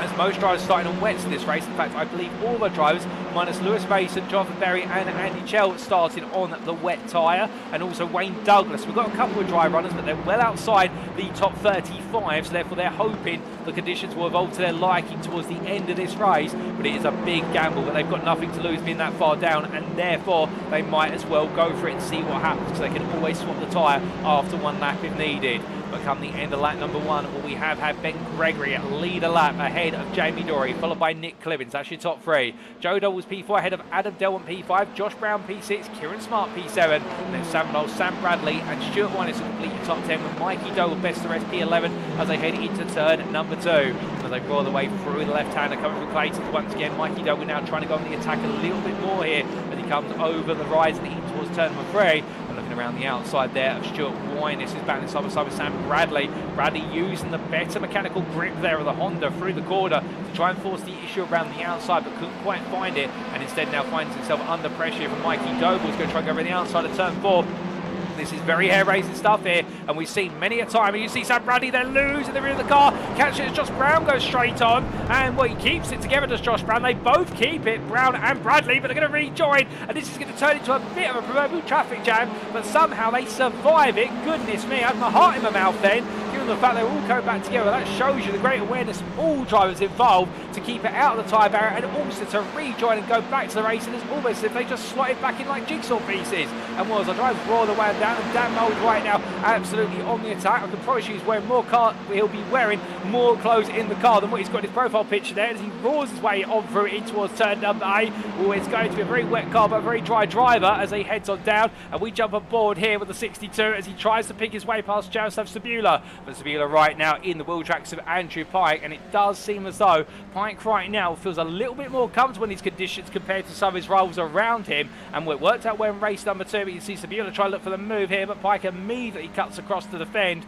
as they roar the way on through. Cebula takes a look to the inside, no way through at the moment, or is there, as Pike's just going to hold it outside to inside of 2, and they will stay as they are, as Gavin Goddard and Lee Horn are queuing up behind all this, and well, behind Dan Mould in particular, and I think Goddard's having to go defensive here versus what is the next gen Orange Whiskey Runners driver. As Horn goes all the way around the outside, and Gardner decides to back off. Discretion is the better part of valour, as they say, as he makes his way in towards turn at number 3 for the third time in this race today. But meanwhile, as they head on through, Josh Brown continues to fall down the order, and well, this is to be expected. That's not to be derogatory towards the AM driver, but given the pace of his rolls around him, most of them pro-ams and pros, well, therefore, in his mind, he'll feel as though he's just got to keep his head down here and just try to hold on to that AM lead and not let the field muscle him down the order too aggressively. But of course, that's a hard thing to do here, particularly in a race where everyone behind you is trying to make places. And right now the pack is exceedingly close as they head down the Mary Andretti straightway, and well, 2 by 2 they go here in the bottom end of the top 15, and Sam Bradley still fighting with Daniel Downing behind Jaroslaw Cebula and Andrew Pike, still fighting. Cebula's now on the inside, interestingly enough, and I think that was on the exit. Masters, goodness me, Lee Horn is turned to the wall and goes around. The car comes to a screeching halt, as you can see that Alex Meredith takes the grass there and manages to avoid, but Lee Horn's race has ended up in the barrier, and I think that's an innocent error between the two of them, between Mould and Horn. The two have crossed tracks at one point, but it's all gone wrong to Lee Horn, and we take a quick look back at what exactly happened. Well, in fact, we'll get what happened there in terms of him spinning in the end, but we won't quite get it initially. Will we get a bit of an earlier replay of that? We will try and see, ladies and gentlemen, if we can get a replay of what happened to Lee Horn. Yes, we can. And here is the 36 driver. The two of them converge on the line, and in the end, Horn turned into the barrier. Who came across whom will be the big question. But we're not going to answer that here in the content because we don't have a sufficient camera angle to give us that information. But what we can see as we return to your live pictures that Lee Horn's race is definitely in the pits. But meanwhile, as our drivers continue to push on and we look back up the order, we've had a tow to the pits for Sam Bradley. Something's happened to Sam Bradley off camera, and well, that is drama early on this race as well for Sam Bradley, the prime driver who was doing very well based on the performances in races 1 and 2. But meanwhile, in all of this, looking a bit further down, just towards the bottom end of the top 25, this is Matt Emmons for Rhino Esports, of course promoted to the Prime class after season 7, his victory in the AM class championship. As meanwhile, hold the phone there, Jack Osborne for Atomic Esport in the very beautiful liveried machine. When he brings himself back on, and well, the 91 driver there taking a brief excursion, a corner that has caught out most drivers today, if not all of them. So therefore, he's got nothing to be ashamed of that one, as he'll get his head down. And a little bit trivia for you with regards to Jack Osborne, the Atomic Esports team. The livery's all made there, but I believe it's Jack's sister, unless I'm mistaken, who is a graphical designer, and therefore absolutely brilliant liveries on the car, it must be said. And as he makes his way on through and keeping it all together, indeed it's his girlfriend, not his sister. Let me correct myself, don't do apologise, who's a designer and does the design work for all the cars, and they value a striking look just as much as their ability to make striking overtakes. And well, that's why that livery is absolutely shining high at the number 91 as he makes his way on through, and that lovely one there to his girlfriend to put the livery together, I can tell you that. But meanwhile, he pushed on as much as possible here, trying to battle his way on past Alan McCain, gets up the inside. So I think Osborne there just trying to get himself together at this point in the race, but going deep, and that's not going to help him whatsoever. Well, he's falling down the order now, down to P30 after an error, and then being muscled on down. There's some contact between himself and Mark Kent as Kent tries to turn in. Well, in the end, discovers that Osborne's still there, and the two Alan drivers settle their differences. But Osborne's race right now is being beaten, battered, and bruised left, right, and centre. That's not the way he wants it to be. As meanwhile, Well, Ken trying to go around the outside of Alan McCain. Well, I'm not quite sure what Mark Ken's found in terms of pace, but he's suddenly found the best part of 2-3 tenths there for the opening 2 quarters, and he's trying to show that even more later on in this lap as Alan McCain in front goes side by side here with Marcel Fritsch to try and get one over the second place AM driver. He does so, not that huge slide, and as they come down the braking zone, Ken's going to go around the outside of Marcel Fritsch for P2 in the AM class. Fritsch in the end up on the apex curve. I think there was some contact, and in the end they all just about survive. It's every driver scatters left, right and centre, but right now nobody's got the patience for anybody, but I think some patience could be rewarded as they head down that back stretch, but it's easier said than done. I can tell you that when they're racing at these speeds and these cars and these conditions. I think there's a lot of hot tempers right now between our drivers here, and we'll hopefully keep it cool in the post-race stewarding room. But meanwhile, looking back to the front of the field, we've looked down outside the top 20, and now we're at the very front of the top 20, and this is Ben Gregory as we ride on the back on the number 113 for Full Tilt Motorsport, and as he heads in towards turn number 2, we can see they're looking from left to right. Is Jamie Dory trying to get his first win on the board for this season.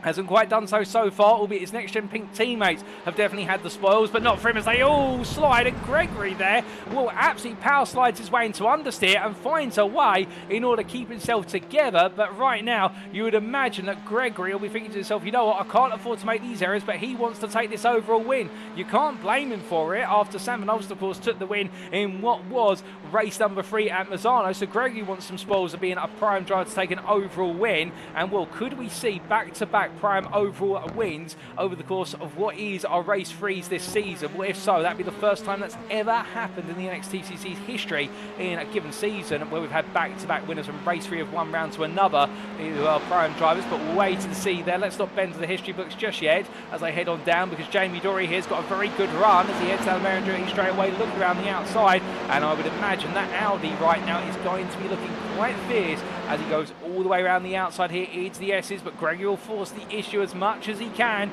Always a closing line here under braking, but Jamie Dory does get ahead, and if he gets his stops in time here for the rest of the S's, I would imagine that's the move that has been made. And there we go, Jamie Dory in to lead this race with a classic move into the S's, albeit Gregory close behind. And well, as they make their way up towards turn number 1, Gregory's going to keep trying to muscle his way in, but I don't think this is coming any time soon. He's going to have to work up an appetite here to make the move happen. Joe Doble still on the back of Adam Delmont, as we see leaving the pits is Wayne Douglas, a lap down in P41. We have had an incident for Dan Mould whilst all this has been going on. We will get a replay of that where we can, ladies and gentlemen. And as our drivers roll on through, well, Joe Doble here still behind Adam Delmont, still trying to look for a way on in. We ride on board with the P4 drivers. He tries to go for the switchback here into the apex of Quebec quarter, but you'll notice the fact that as soon as he goes to the switchback, the car starts to creep away, and that causes hesitancy where he'd like to put the throttle down and get the front end of the car to bite into the apex, and that just buys Delmont a little bit of breathing room. And the problem is switchback moves, that they become riskier and riskier in these conditions because you don't know where all the grip is, and there might be a little bit more water on the line you're trying to force the car through, and that water can unsettle it, particularly if it's standing water, and it can cause the car to potentially aquaplane for a temporal moment. But Doble getting the better exit out of Moss Hairpin, and therefore he'll be very close as he powers his way on through behind the SRL machine.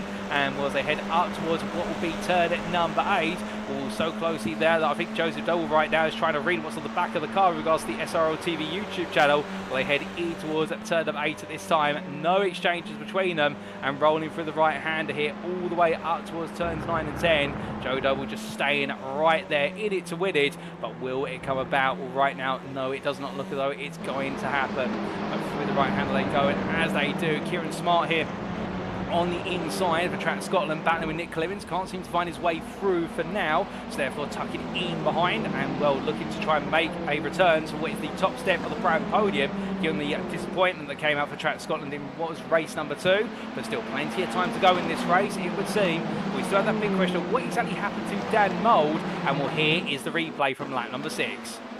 And this was battling between Mould and Pike, and in the end, Dan Mould just turned across the front. The two came together, and well, that camera angle not flattering for Andrew Pike and Dan Mould to the barrier. And his race coming to an abrupt halt there and having to be towed to the pits at the S's, given the damage that's picked up. But meanwhile, we're a bit further back down the order, and this is McCain versus Smagsensgow, and we're coming through the left-hander of what is turn number 2. Smagsensgow holding on for now for its P12 in prime, but you can see McCain and also Sam Smith, they're both queuing up the iRacing Sports drivers to have a pop at this, both battling for that prime position. All three drivers in the prime class here, but they're not quite able to make it happen, or are they? As it's a slow run out of Quebec for what is Smazascal. McCain's going to go around the outside. He's going to try and force the issue, but it looks like Smazascal there just simply rolls the car to the middle of the road and says, we'll try as much as you want, I've got this line, and McCain is made to back out of it for now as they head inwards towards what is turns number 6 and 7 down the Andretti straightaway.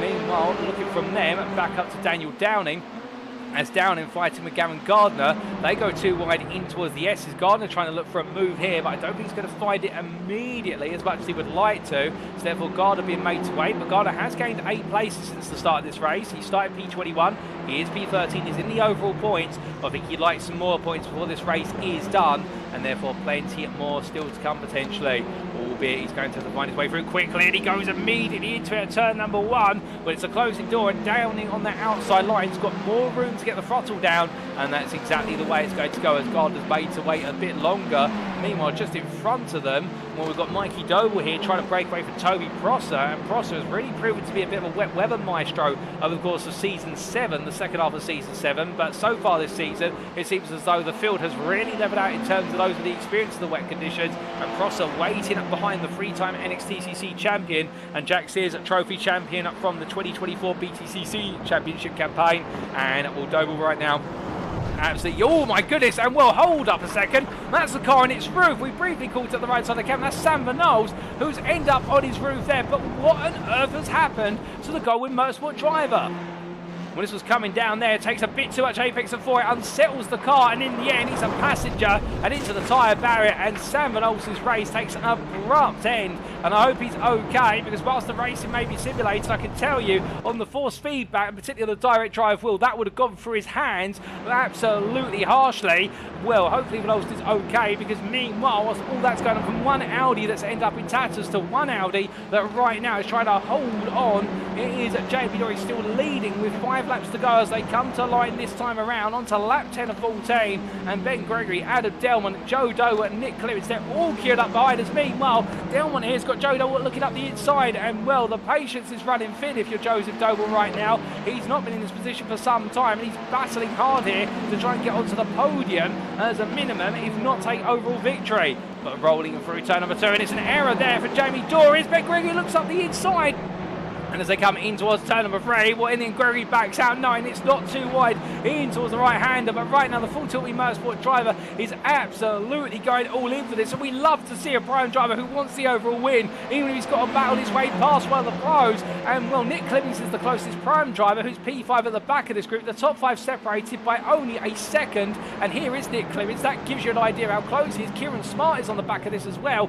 so right now your top 8 are separated by 2.5 seconds, and when you do the mathematics, that means on average between each of these drivers there is less than what is 3.5 tenths of a second between each of them. This top 8 pack right now is absolutely hustling as they make their way down the Andretti straightaway, but as they do, well, there's more battling also further afield. This is also for the battle for what is the top 3 of the AM class, and we can see here the Cypriot of Gabriel Papakonstantinou for Aztec Racing trying to find his way past Jonathan Collins to gain what is that podium position, and well, snaking down to braking, both drivers doing so, but Papakonstantinou trying to force everything he can into this move, but not quite able to do so there, as Collins has a brief moment where he disappears into the ethereal ether in terms of the internet and returns from it, and Papakonstantinou, I think, having a poor run off the Moss corner, perhaps a little bit distracted by that, and now has to try and get himself a little bit closer to make the move happen once again. And from our drivers outside the top 20, we move to the bottom end of the top 20, or chasing after the coattails of it.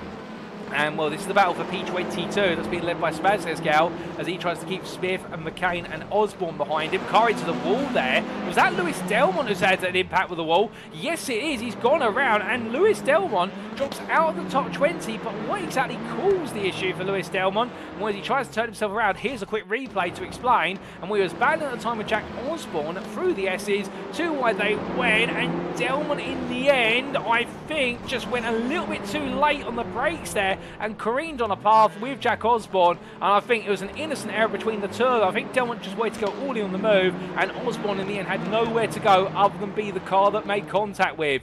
But as we return to live pictures again, that is one interpretation of events. There might be another one, but that'll be for the stewards, not for us, as we now look back to the front of the field, and Jamie Dory still holding on for now. 3 laps to go at the end of this one, and Ben Gregory finds himself now under pressure from Adam Delmont as they head up towards turn number 8. Too wide they go in towards the S's, and we've seen time and time again the inside line is just as powerful as the outside line, as Adam Delmont is elbowed out there, and Delmont is not happy about that. That's Morse code for you've given me the elbow. And right now Ben Gregory absolutely digging in here, and well, you can't see the proverbial shovel, but right now he's absolutely trying to dig a trench line here and make sure nobody gets past him, but that's enabling Jamie Dory to run away as they head in towards the next lap. And up the inside, Nick Clippins for P2 in the prime class goes. Kieran Smart is going to go in on this, but will he be able to make it happen? On the inside into turn 1, it's not normally worked for our drivers so far in these changing conditions, and it doesn't work again. But Smart is now really trying to play the game here with Mikey Doble and Toby behind, and Smart goes to the cutback there through Clayton's. It's a very smart move from Smart, and that's not to make a pun on his name, but the intelligence being demonstrated here where he's positioned in the car is absolutely brilliant. But look at Mikey Doble, he goes up the inside of the pair of them, getting the momentum, and Smart loses out, but Clemens in the end, it's just they will put the car in the middle of the road and say, well, that's fine, but I've got the racing line into turn 4, what are you going to do about it? And in the end, Smart loses out versus Mikey Doble, and Toby Prosser just watches on now with Kieran Smart now under pressure for what is P3 in the prime class. Coming out of Moss Corner, right now it's all chop and change between these drivers, quarter to quarter and lap to lap, as from them we look to Matt Emmons here, who finds himself chasing after what is none other than his teammate Verano Esports, Russell Fowler. They're fighting for P9, P10 in the prime class between them. They've got Andy Fox closed up behind, who is a pro driver, so they could let him go in theory, because they're not on course right now to take overall points in terms of the team's championship, but we'll have to wait and see. But they're staying close, but I think they might be backing it off now, as meanwhile Ben Gregory,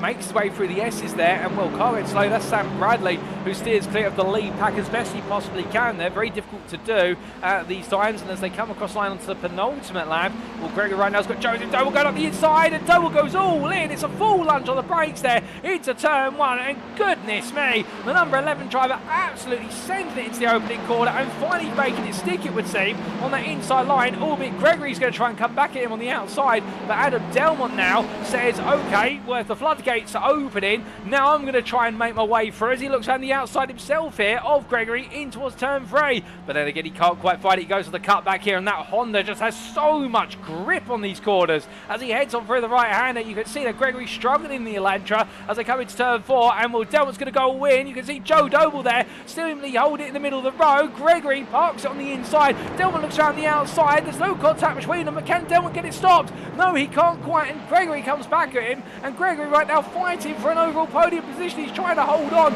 but Delmont does go around the outside in the end, and Adam Delmont, as brave as they come, and he makes it into P3. And right now with the two Audis in front trying to break away, the Honda of Adam Delmont seems to be absolutely unsateable when it comes to the amount of grip it has as they head up towards turn number 8. And meanwhile, Mikey Doble is being pushed along there, I think, by Nick Clippins, who's trying to say to Mikey, look, can you get us in that fight? I'd love to be a part of it, because Gregory's looking vulnerable at this point. And I think Mikey's got his own ideas of who he wants to battle with, aka Adam Delmont and Joe Doble, as they head on up towards what will be turn number 10. Well, it'll be now going around for it's the last time as we head on to lap 14 of 14. Jamie Dory leads with Joe Doble at 1.4 seconds behind going on to the lap, and then Adam Delmont is P3 with Ben Gregory, your prime leader right now, just trying to hold on and stem the tide of pros making the way on through. But as Gregory overcooked his tyres, he pushed himself too hard, and could Clemens find a way to fight with Gregory on this final lap? That's the big question up front. Meanwhile, further down the order in the AM lead battle, Marcel Fritsch seems to be clear by what is the best part of 8 seconds over Gabriel Papaconstantinou. So I get the feeling that might be resolved there for the AM victory, unless there's late drama. So therefore it all comes down now to what happens inside the top 10. and the element slightly outside of it with regards to some battles to the P20 between Fox, Evans and Smith to wrap up this race. But staying to the front of the field all the way to the finish here, well, Gregory right now still keeping Doble and Clemens at bay as the top three seem to have calmed down and sauntered off a bit, albeit you can see that Adam Delman getting the better exit out of Moss corner, but I don't think he's going to have the speed down this back straight versus the Audi RS3, and that RS3 is just running away here. And again, we don't see it too often, but we talk about it a lot. This Audi, its 5th and 6th gear are absolutely incredible for top end speed, and Dory right now just blasting away with Doble following, that being Joe Doble. But meanwhile back here, Gregory going defensive into the S's for the final time. Mikey Doble looks around the outside here. Can he get to the inside of turn number 9? No, he can't.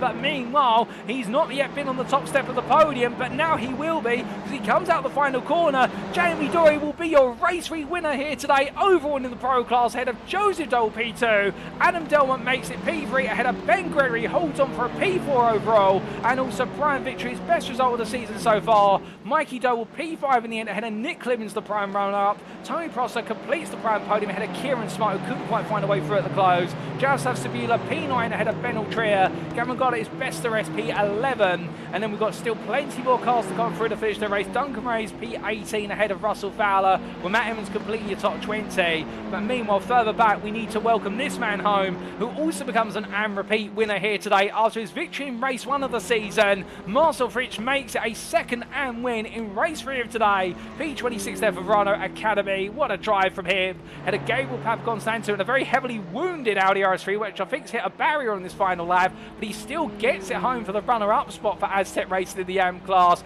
and his teammate Gabriel Yilmaz will make it. There's a double AM podium there for Aztec Racing. I take it P28 or P3 in the class ahead of James Smassersgow. And Jonathan Berry, he may have had absolute heartbreak in race number 2, but still he's going to make it a happy end to the day, and there's always a bright tale at the end of the story for Quarterbass Motorsport with a P4 in the AM class and a P30. We're going to shortly have Stuart Winus coming home. Jonathan Berry, the first of the dry runners, albeit there weren't too many, but they gambled. Stuart Winus will take P31, and Andy Chell will complete a back-to-back top 5 for Quartermass Motorsport, because Berry took P4 in the AM class and Chell will take P5 in said class, P32 overall. They gambled on the dry, but in the end it wasn't the right tyre, but they managed to get the car home and got some important points for them in the Drivers' Championship, and sometimes that's what it's all about. But goodness me, ladies and gentlemen, what a race to wrap up a day. And as Jamie already parks the car up there, he'll be absolutely jumping up and down in joy in the fact our 2-time NXTCC champion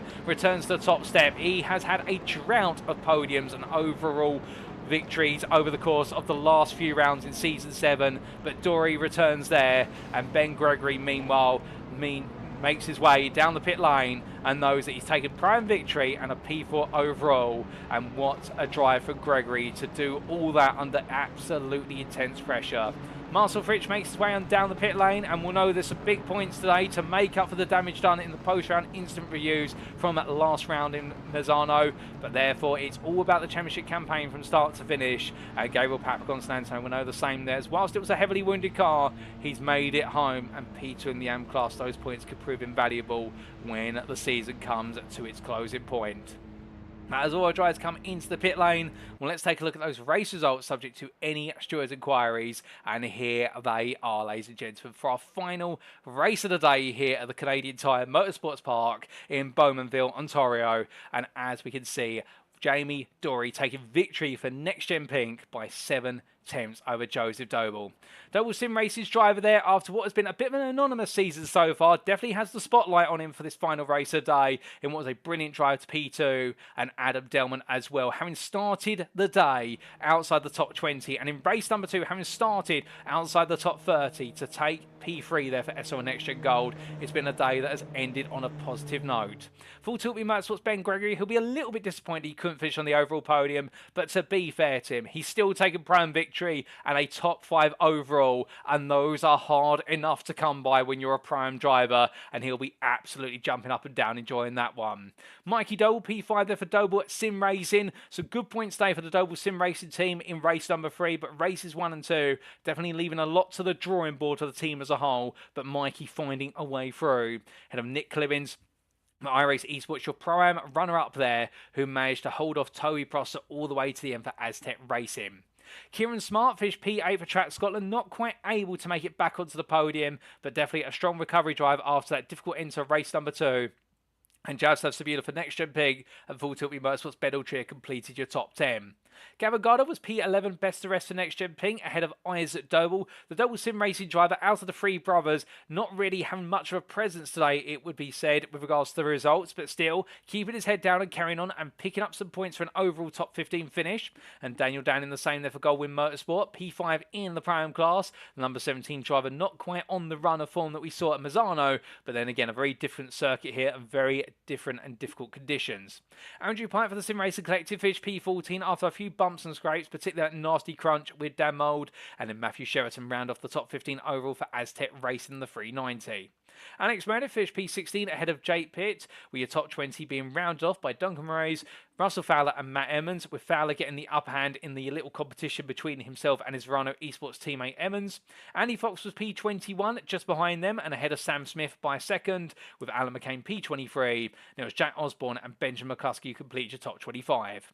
Marcel Fritsch was your AM winner in our final race of the day for Verano Academy, making it 2 wins out of 6 races so far. And there was an Aztec race 2-3 in the AM class, with Gabriel Papakon-Snansu ahead of fellow Gabriel Yilmaz P28.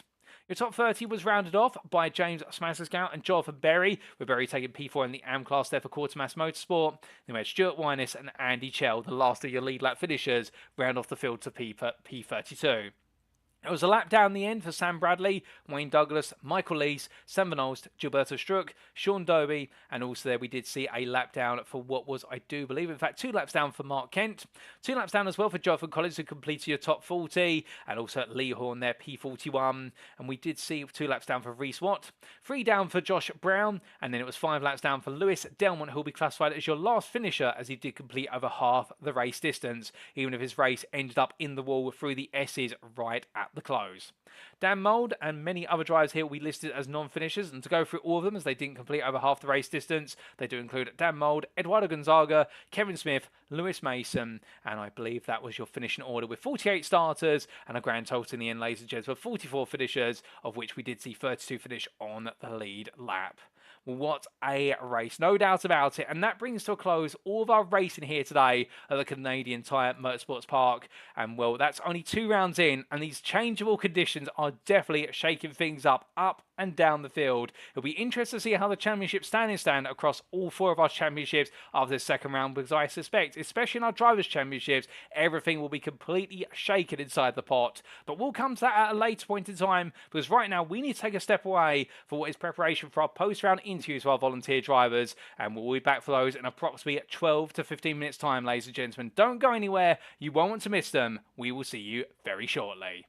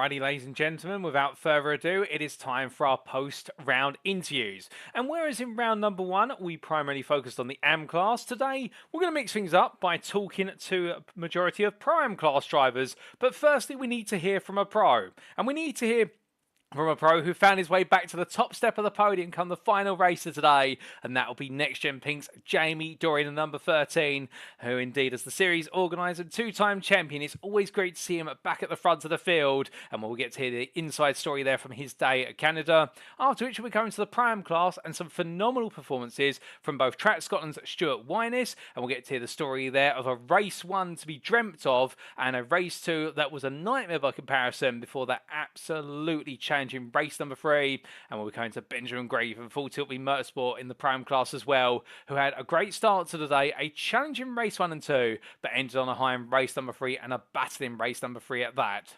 Without further ado, ladies and gentlemen, it's my pleasure to have joining me in the interview room, none other than Jamie Dory. Good evening to you, Jamie, and well, wins don't come often in the NXTCC for any driver, but they're special whenever you achieve one. And taking a victory at the end of today in what must have been absolutely challenging conditions throughout the entirety of the evening. I mean, you must feel absolutely pleased, but feel a roller coaster of emotions as well. Yeah, well, it's about time I'm here with the win, isn't it? It's been a long time, to be honest. Yeah, it's just the leagues gets better and better and harder, and it's nice to be here, run a bad luck, and yeah, finally it's all paid off. Oh, without a doubt. And in terms of this season, of course, NXTGEN Pink continuing to defend that team's title. You've gone with the Audi RS3, a car that in previous seasons perhaps hasn't been as kind to you as some of the other cars you've picked. So it really has been a bit of a learning experience from day one. And after Misano, I mean, the conditions today and the circuit as well, picking the Audi must have felt as though, you know what, you're stepping out of the oven and into the frying pan. Yeah, exactly. Well, with the 2 championships, obviously I've done one in the Honda Civic and one in the Veloster. So there's only 2 other TCRs, the Elantra and the Audi. So if I'm going to do it, I need to do it in another car. I need to do it in another manufacturer or model. So it was a choice between the Audi and the Elantra. And to be honest, I was close with the Audi before. The Elantra's not my cup of tea. So, you know, I'm hoping a few more races like this, a few more unpredictabilities, and just doing my usual driving style, which, if people know this, is try and stay out of trouble. Didn't go well in race 2, but just try and pick the points off as if and when I can.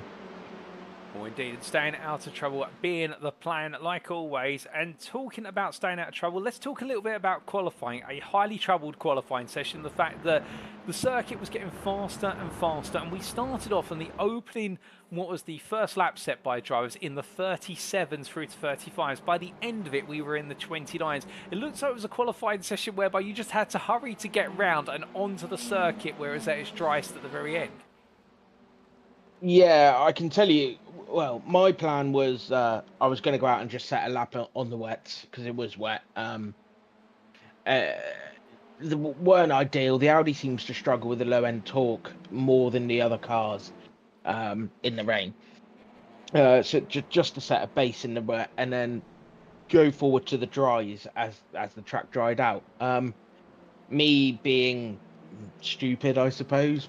2 times I came out the pit lane and put the throttle down too early in the Audi, and it understeers like a boat, and I got 2 drive-throughs, so I only had 2 laps to really get the tyres up to temp, which is key in the changeable/wet conditions. And I didn't quite. My last lap was I was on for a pole. I lost 6 to 8 temps in the last sector. I just misplaced the car on the line, and yeah, you know, P6, I'll take it, but it is very hard in the changeable conditions. Oh, without a doubt, but still to be P6 overall in that grid and P4 in class is no mean feat. And going into race number 1, it looked as though in that race it was much about trying to hold on and trying to manage what was a race of 2 halves. The first half of the race, of course, being all about a circuit that was drying up and getting faster and faster. And then the second half, it was a circuit that suddenly got much wetter than how it started. I mean, where did you find yourself in all of that to finish P14 overall? I can't remember if it was race 1 or race 2. It's kind of all blurred into one, to be honest. I I think I went out on the wrong tyre. I know I did for both races, but I can't remember what tyre I exactly went out on. Um, it was just trying to survive, and it was, if you're on the wrong tyre on this, the time deficit is so great. You've just got to try and slow cars up a little bit without being a hindrance, but at the same time, it's trying to stay within that point section. I know that the rivals, the typical rivals like the Mikeys and the Adam, they're the ones I'm kind of looking at more than anything. As long as I don't see them go past, I kind of go, yeah, it wasn't a bad race. And I have to ask off the back of that, it was a very strange day today. It's a good point you've raised. We saw very mixed performances from all of your team's championship rivals and your common drivers' championship rivals. I mean, the Doble Sim Racing team, their races 1 and 2 saw them finish well down out the order. I mean, Mikey starting at the bottom end of the top 20 for race number 2, for example. And even for Adam and Lewis Delmont, we saw them going into race number 2, starting outside the top 30. It seems to be a day today whereby anybody could finish anywhere at this point. Well, yeah, I think it's like I say, it's that changeable conditions. In the pre-race weather, there was quite a high percentage of rain/snow, because over in Canada and where Mosport is, it's snowing/wet/sleet. Obviously, the game doesn't allow us to have snow, so when setting it up, it's trying to use the real weather and put these elements of spotty rain in, rather than just it's going to rain. And it can vary on how long that spotty rain comes. It could be in drips and drabs, it could be a downpour. So, going into it, I think the whole field were in the unknown, so it was just a case of eeny meeny miny mo on the tires, pick it, and if it worked, it worked. If it didn't, it didn't. Oh, indeed. And we're talking about that race number 2, a very interesting race for strategy reasons. I mean, we saw the vast majority of the field opt to start on slicks. The only driver inside the top 20 who didn't was Andrew Pike from the Sim Racing Collective. He started on the wets, and at first it seems like it was the slick race all the way through, and then suddenly the heavens opened up. And for a P14 start, you finished P15, but moved up a bit in class to P7. Do you feel as though perhaps, you know what, perhaps I should have gambled on starting on the wet tyre? So, in race 2, I did start on the wet. It was that one. I was caught in a heavy collision, lap 3. So I was with Pike, and I was on the wet, and I knew he was on the wet. You can tell down the straight where the ride heights are different on the treaded tyre. You're slower down the straight, so I could see me and Pike were both on the wet, and I was just looking after the tires, trying not to get too much heat through them, because once they heat soak and then go to rain, it's almost like driving on a slick. So, but obviously lap 3 was that big collision where I had to pit. So I just done a fast repair and went back out on the wet, which inevitably later on in the race, when it was wet, it was about 2-3 seconds a lap faster than the guys on the dries, Benji, etc. So it's one of them. If the cards were dealt correctly to me, so to speak, I think it may have been a different story, but we got caught up. It is what it is. Well, it's unfortunate, but the flip side of the coin, of course, being with a top 16 reverse grid for race number 3, it meant that you started on the front row of the grid, and despite Ben Gregory doing everything in his power to keep you behind, in the end you found your way through to lead the race to the checkered flag. Yeah, it's the typical. I was playing with brake biases, trying to get the car feel comfortable, because I could tell by how Ben was driving it wasn't going to roll over and let us through. So it was a case of I had a bit of a gap to Delmont and Joseph behind, and I was just getting the car to the point that if I needed to brake late, I could have it under control, and finding grip on track with the wets and what gearing in the Audi, like I say, with the understeer, to find that sweet spot. So I took a fair few laps just watching Ben, seeing where he was stronger, and planning my overtake.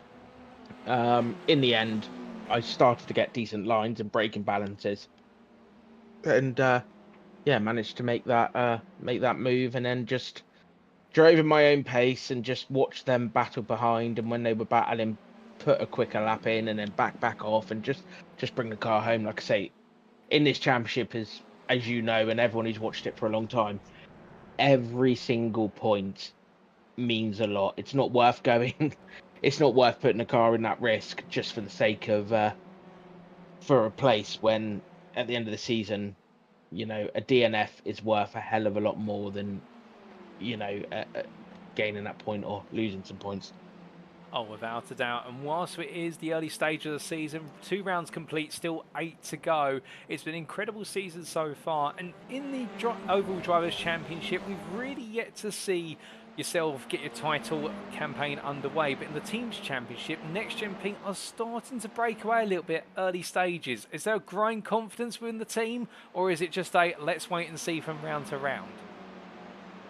I think the whole team, obviously bringing Cebula on this season as another strong driver, it's always there in the mind that the team championship, and we as a collective keep coming back with the same driver lineup, because even if we don't get the drivers, the team's championship is just working as a collective and working together, sharing information. So it's always there. I mean, to be honest, I think from this point on, now I've got that win under my belt and looking around, I think, you know, I need a way up between the whole driving sensibly when the field's this strong and being a bit more aggressive within reason to try and get these points, because looking at the championship and the rivals around, I think it's not going to be like any of the other championships. It's going to be very close again and very hard fought.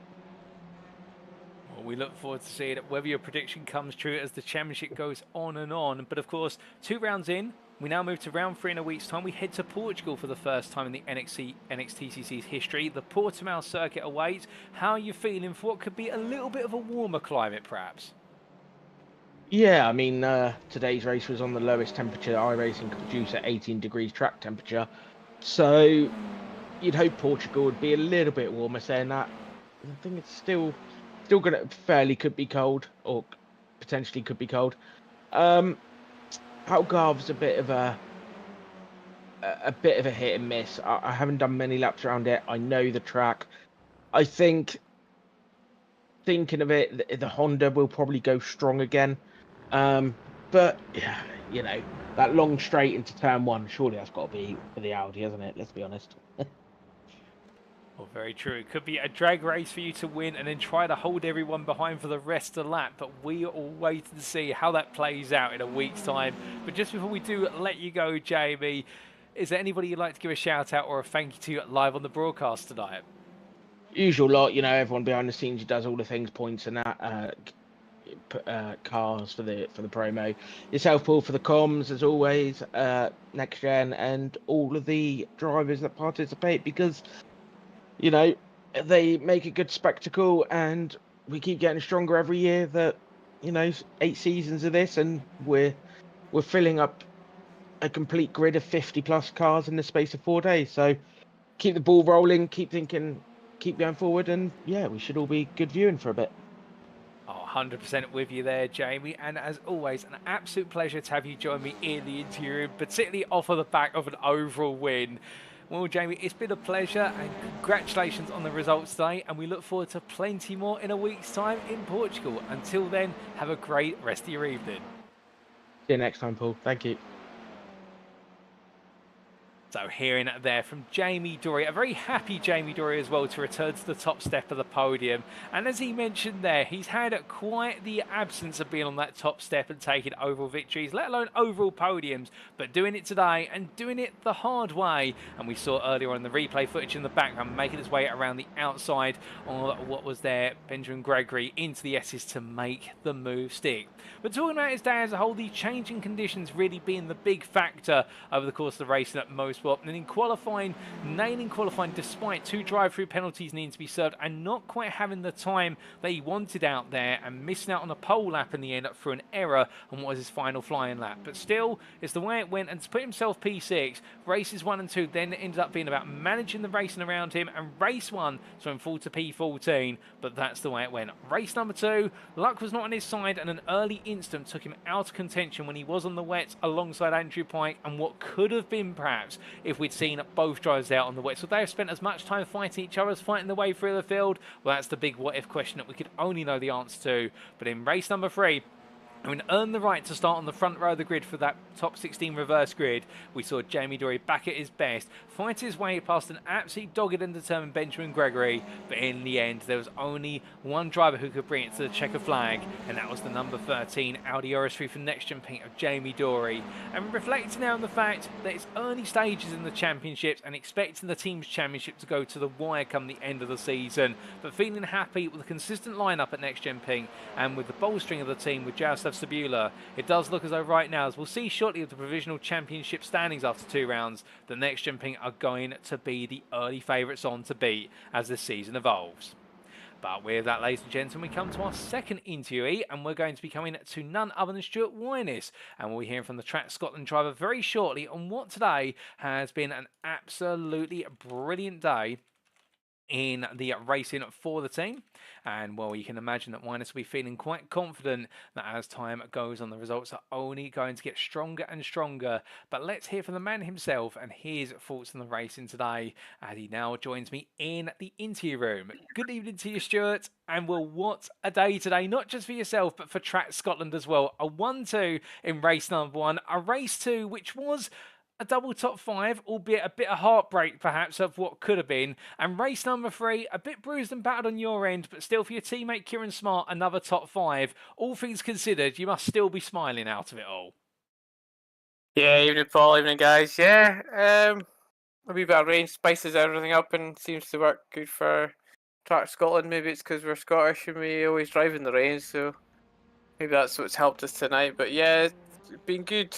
First race was good. Second race, yeah, a wee bit of heartbreak. And third race, well, when you get sent to the Shadow Realm, it's not great. So, but well, we're still happy. All very true, and let's focus on some more of those positives. And well, firstly, also, I just want to say a huge welcome back to yourself and Kieran. I mean, you guys were electric on your debut in Season 6 at NXTCC. We missed you in Season 7, but you're back here in full force for Season 8. I have to ask, what have you guys been working on between the seasons? Because you've both come back, and well, the pace is noticeable, and the fact you guys seem to have come in with an even stronger attitude for this season. I would like to say we've done a lot of work, but I don't think we both haven't really done anything. And during parts we've kind of just stepped back a wee bit in, did a wee bit of practice on other things, and just came back refreshed, I think, and come back fighting.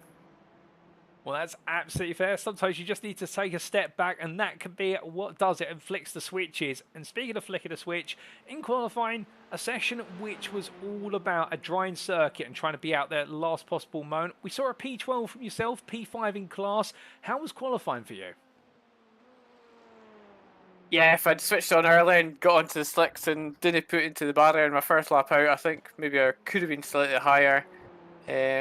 But that's what happens if you're pushing to try and get higher and you lose it yourself. It's your own fault. So, but no, I was happy with P12, and then I seemed to be on the right side of the grid to get off the line, so can't go wrong there. Oh, indeed. And let's talk about the race number 1. I mean, a phenomenal start from both yourself and Kieran. And come the end of that race, the two of you absolutely roaring your way out the field, and you even challenged him for the overall win at one point. I mean, you must have felt on cloud 9. Yeah, Kieran was a bit shocked when he seen me right behind him on lap 1. He's like, "Where have you come from?" I was like, "Well, I've just got a good start and I'm going." And so there's no team battle, there's no team order. It's just whoever is going for it will go for it. And so yeah, but I couldn't believe how close we were. And then I think was it Dan pitted on 2 laps to go for wets, I think, and we're like, okay, why is he pitted? But oh well, that's a freebie for us. So we gained higher, and yeah, the Elantra seems to work good in the wet, I think. Maybe it just seems to go for us and well, go for me and Kieran. So we'll see what else everybody else does if it gets wetter in another race. Well, absolutely fair. And again, hats off. I think it really stole the spotlight, and everybody in our respective chats absolutely loving that moment for yourself and Kieran. But then, of course, coming from the huge performance of you both, we have to now talk about race number 2. And Stuart, I have to say, race 2 started off so well for you both, running comfortably, looking to make it a 1-2, and then it was almost as if it was a house of cards, and the cards were just gradually being kicked away. What happened? I think Kieran got in a little bit of a tangle with somebody, and I was kind of like, right, I'm just going to sit, let the pro guys go, and just sit where I am and just concentrate, and then I think Andy went a wee bit wide, and obviously the door was open. I went down, and I think he rejoined and just tapped the back. I think we tapped the back each other and spun round and hit the wall. But at least the car didn't get too damaged. I think I hit more of the front end and the wheel, so at least it drove back and got back on the circuit, and it didn't give my meatball. And I was like, well, let's just keep going. And Kieran was right behind me, so I was like, well, we're still getting good points here for the team, so we'll just keep going. Well, absolutely fair. And the commitment to get it home despite the damage really being evident, because it set you up for what could have been a great race for you as well, and continue a run of what have been 3 top 5s in class and 3 top 10s overall. But race 3 in the end, like you say, just ended up with a major knock, and that was the race over already. By that point, you still managed to come home inside the top 15 of Pro-Am, but not what you wanted.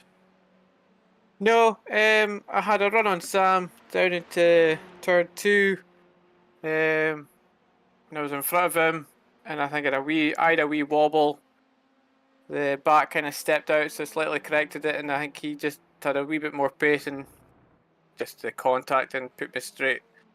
Square right, and when you're turning left it's never good when you're at that speed as well. So hit the barrier, and I think it damaged the suspension. So that was my race kind of done. Couldn't get the car back to the pits without. So yeah, but oh well. Well, indeed, well, you're still smiling about it, so that must show that there's positives to take from today. And one thing to think about as well, I mean, for yourself and Kieran, you're respectively P5 and P4 in the Pro-Am Championship after 2 rounds. Provisionally, of course, Stuart's inquiries after the race, like every round. It's been a strong start to the season for you both, and can we expect more to come?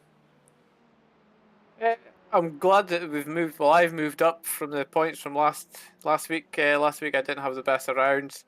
So yeah, this is a total positive for both of us moving forward, and hopefully we can actually keep this momentum going and pushing for the top 2, or hopefully top 2. Or that's the aim, isn't it?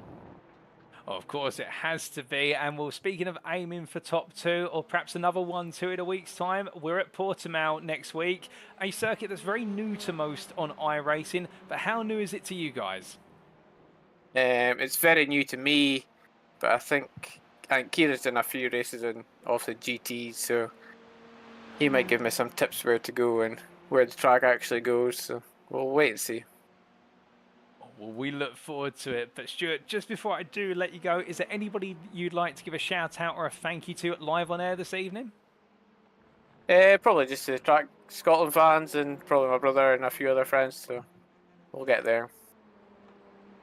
Well, Stuart, it's been an absolute pleasure to have you join me in the interview room. Congratulations once again on what has been a strong set of results today, and particularly that phenomenal performance from yourself to take P2 overall and class victory in race number 1. We look forward to plenty more at the Algarve circuit in a week's time. But until then, have a great rest of your week and a fantastic evening. Cheers, Paul. Thanks. See you later. So hearing there from our number 61 Track Scotland Hyundai Elantra N driver of Stuart Wyniss. The Track Scotland driver really reflecting what could have been an absolutely fantastic evening, dampened a little bit by what was the result in race number 3, that contact there he was referring to, and I believe the Sam he was referring to, perhaps Sam Smith. But regardless of which Sam it is, the fact standing there and the fact it wasn't the way he wanted it to end. But on the more positive side, and talking about qualifying there, that P12 in qualifying, and finding that he perhaps had a bit more time out there, but for the most part delivering a strong result in changing conditions in qualifying. But race 1, that's where it all truly started, because it was a lightning fast start for Stuart, and we saw him charge his way into the top 5, and in the end his teammate Kieran looking back and wondering, well, what's Stuart done to get so close to be so early on the race? And they worked it out in the end. No team orders, but in the end battling each other to a degree and fighting for a 1-2. and where it worked out a dream for them with what was a P2 for Stuart and a P4 overall for Kieran. But race number 2 saw it all go wrong, and in particular for Stuart, what was contact of Andy Fox, as we saw it on that replay earlier on today when the race was going, just end up with his race in the wall, but still getting it home despite the damage to a P4 in class finish. And that's sometimes what you've got to do. You've got to keep your head down and grind that result out. And race number 3, unfortunately, an early incident caused him to come completely unstuck, but still happy with how things are going and the direction of travel, particularly after a difficult opener at Misano, and looking forward to more at the Algarve circuit. And well, could Track Scotland be on their continuing ascendancy? My gut feeling says yes, they are. And well, before you know it, it'll be Hogmanay, and with that, we could be seeing the Track Scotland team running 1-2 in the Prime class. Well, that would be a dream come true, wouldn't it, for them, and particularly if you're a Track Scotland fan. But with that, ladies and gentlemen, we now come to our final interview of the day. You've heard from one Prime Class driver, and now you're going to hear from another Prime Class driver in the form of Ben Gregory, or Benjamin as he's known in full. And we'll very shortly bring him into the interview room and hear his story on what has been today a very challenging day, no doubt about it, but one that has ended on an absolute high in the fact that he was able to bring home that class victory and P4 overall when all was said and done. But as we do just get set for him to join me in the interview room very shortly, we'll also be talking to him about what was a very challenging race 1 and an improving race number 2, and in a great race 3. As he joins me now in the interview room, good evening to you, Ben, and well, what a day, I must say, today for yourself. A qualifying session to be dreamt of for the most part, albeit just missed out on Prime Pole, but still coming very close to it. A race 1, however, where it all seems to go very wrong very quickly. A race number 2, which was all about recovery. And then a race number 3, which saw you digging in for an overall win, which didn't quite happen. But in the end, taking a Prime win and becoming back-to-back pole sitter for race number 3 as well, which I don't think we've ever had happen in the NXTCC. It seems as though a bit of luck was on your side today. Yeah, a bit of luck and a bit of unluck. I definitely have to say that. Yeah, I was quite happy with qualifying. I didn't expect to be that quick, actually. I think we gambled on dries, and we was like, yeah, it should dry up in time. We should get some temperature, and it worked. It worked quite well. I got held up on one lap, which actually probably could have put me even further up, which is a slightly disappointing, but it happens. You know, you've got traffic. It's 50 odd cars on a circuit which is absolutely tiny. But yeah, then race 1 was quite good until I got turned, really, and it happens. Lots of cars, but yeah, just I'm trying a lot of attrition helped today, I think, more than anything pace-wise, I think, to get me back up to the front. Well, indeed, I would agree with you on that. It was just as much about survival as it was pace. And speaking about that survival aspect, something perhaps we haven't talked about with our previous interviews, but I'd be keen to get your insight. This motorsport circuit does seem to pick up water quite rapidly, but it seems as though as well the water goes quite quickly. But were there any moments where you noticed certain corners where the water just became static or puddles were forming? Because we saw plenty of moments such as at turns 1, 2, also in the run from 4 into 5, whereby it looked as though you were constantly driving on a knife's edge regardless of the conditions, even if there was only a tiny bit of water remaining. Yeah, so like I think one of the ones was like two and not trying to count back now. It's like not the second to last, but the right hander before. Those fast corners, even in a front wheel drive car, you're coming off the front and you're getting that nose heavy, and it's just starting to slide. Even when you're thinking, oh, it should be dry, and like, okay, that's not correct. There was a couple of times that I know the slower corners, as usual, the track just wasn't drying when we wanted it, which was slightly disappointing. But there's definitely, like, the faster areas definitely starting to dry up quite quickly. Actually, on that last race, the reason why the pro guys started absolutely chewing me up on the end of the race, I overheated my left front in the wet, which is quite surprising. I was not expecting to do that with how damp the circuit was. Goodness me, I mean, tyre temperatures being very critical, particularly on those wet tyres, and we'll come on to race 3 shortly. Talked a moment ago about qualifying, the fact that perhaps was a bit more time out there, but it wasn't to be, and race 1 went backwards. But what about race 2? I mean, you know, of course, that you have to get, or try to get into that reverse grid group, anywhere between P13 and P23, but race 2 as well being a very prickly race in the fact that practically everybody, and I think yourself included, started on what was the, started on the dry tyre, minus a couple, and for the first half of the race, it was absolutely dry, and then the second half of the race, the heavens opened up, and it just turned into a soaking wet circuit that then was drying towards the end. I mean, from your perspective, managing that, and also having to try and make up places to try and get yourself into that reverse grid for race number 3, how do you balance that as a driver? Yeah, we were trying to, this is actually something we kind of regretted in race 1. We went on wets for race 1. We regretted that very quickly because we really should have been on dries. And we thought, oh, we won't make the same mistake again for race 2. We almost did, especially when it came down. We looked at the radar and we were like, oh, do we go on the wets? Do we go on the dries? Because we're looking at it. It's only going to be a tiny bit coming down, but how heavy is it going to be? Because it didn't come down heavy in race 1. Race 2 it comes down like someone poured a bucket on top of everyone. So yeah, it was definitely a challenge and a lot of stress and a lot of chuckling as well. I think just everyone laughing as they were trying to keep these cars in a generally straight way. I didn't end up doing it. I actually ended up in a crash with Jamie Doble, quite bad, big one, unfortunately. But that was probably actually saved us from a lot of the carnage which seemed to happen up front. Oh dear. Well, still, perhaps it was better fortune to have that early incident with Jamie rather than be involved in one later. But with races 1 and 2 being all about that survival and picking the right tyre and perhaps not getting the right tyre, particularly for race number 1, let's come on to a more positive aspect today, race number 3. Starting on pole, Jamie Dory's alongside you. Both of you deciding to go with the wet tyre, if my memory serves me correctly. And in the early stages, you absolutely dug in. I mean, I get the feeling the mantra was, I'm not just going to take the prime win, I'm taking the overall win here as well. That was the initial goal, yeah. The initial goal was to try and get the full win. Especially because I just got a really good launch, which kind of made me go, oh, I could maybe actually have a go at this. Unfortunately, about halfway through, Jamie, being Jamie and very, very, very quick boy, caught me, and I as soon as once he got a point of, oh, this is actually a move is actually on, I was like, okay, I'm just gonna let him go for a bit and see how well I can hang on. If I can hang on, and I'll try and go for it. And it actually I almost had to go back at him, coming for about 4 laps to go, and then at that point I'd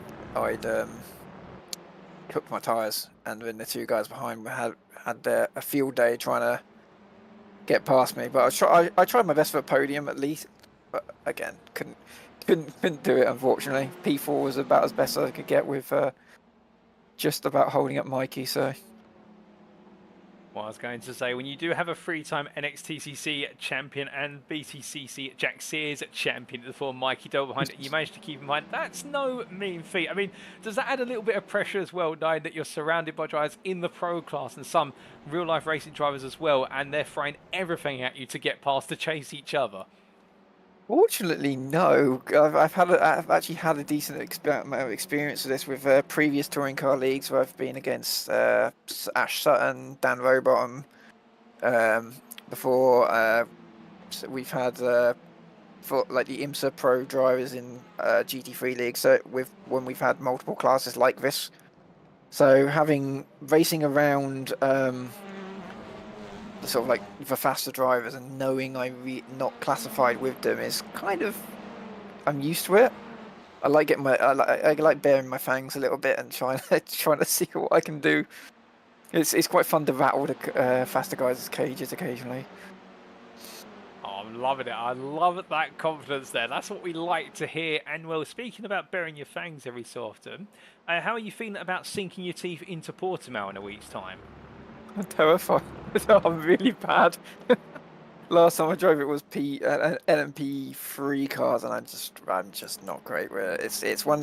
It's a very difficult circuit. The elevation changes, and some of the corners are really off camber and completely blind. And I'm on a single monitor. I've got a spinny desk chair as my chair as well. It's kind of not really a sim rig, so I'm quite limited on how far I can look. So it's going to be much more muscle memory, I think, for me.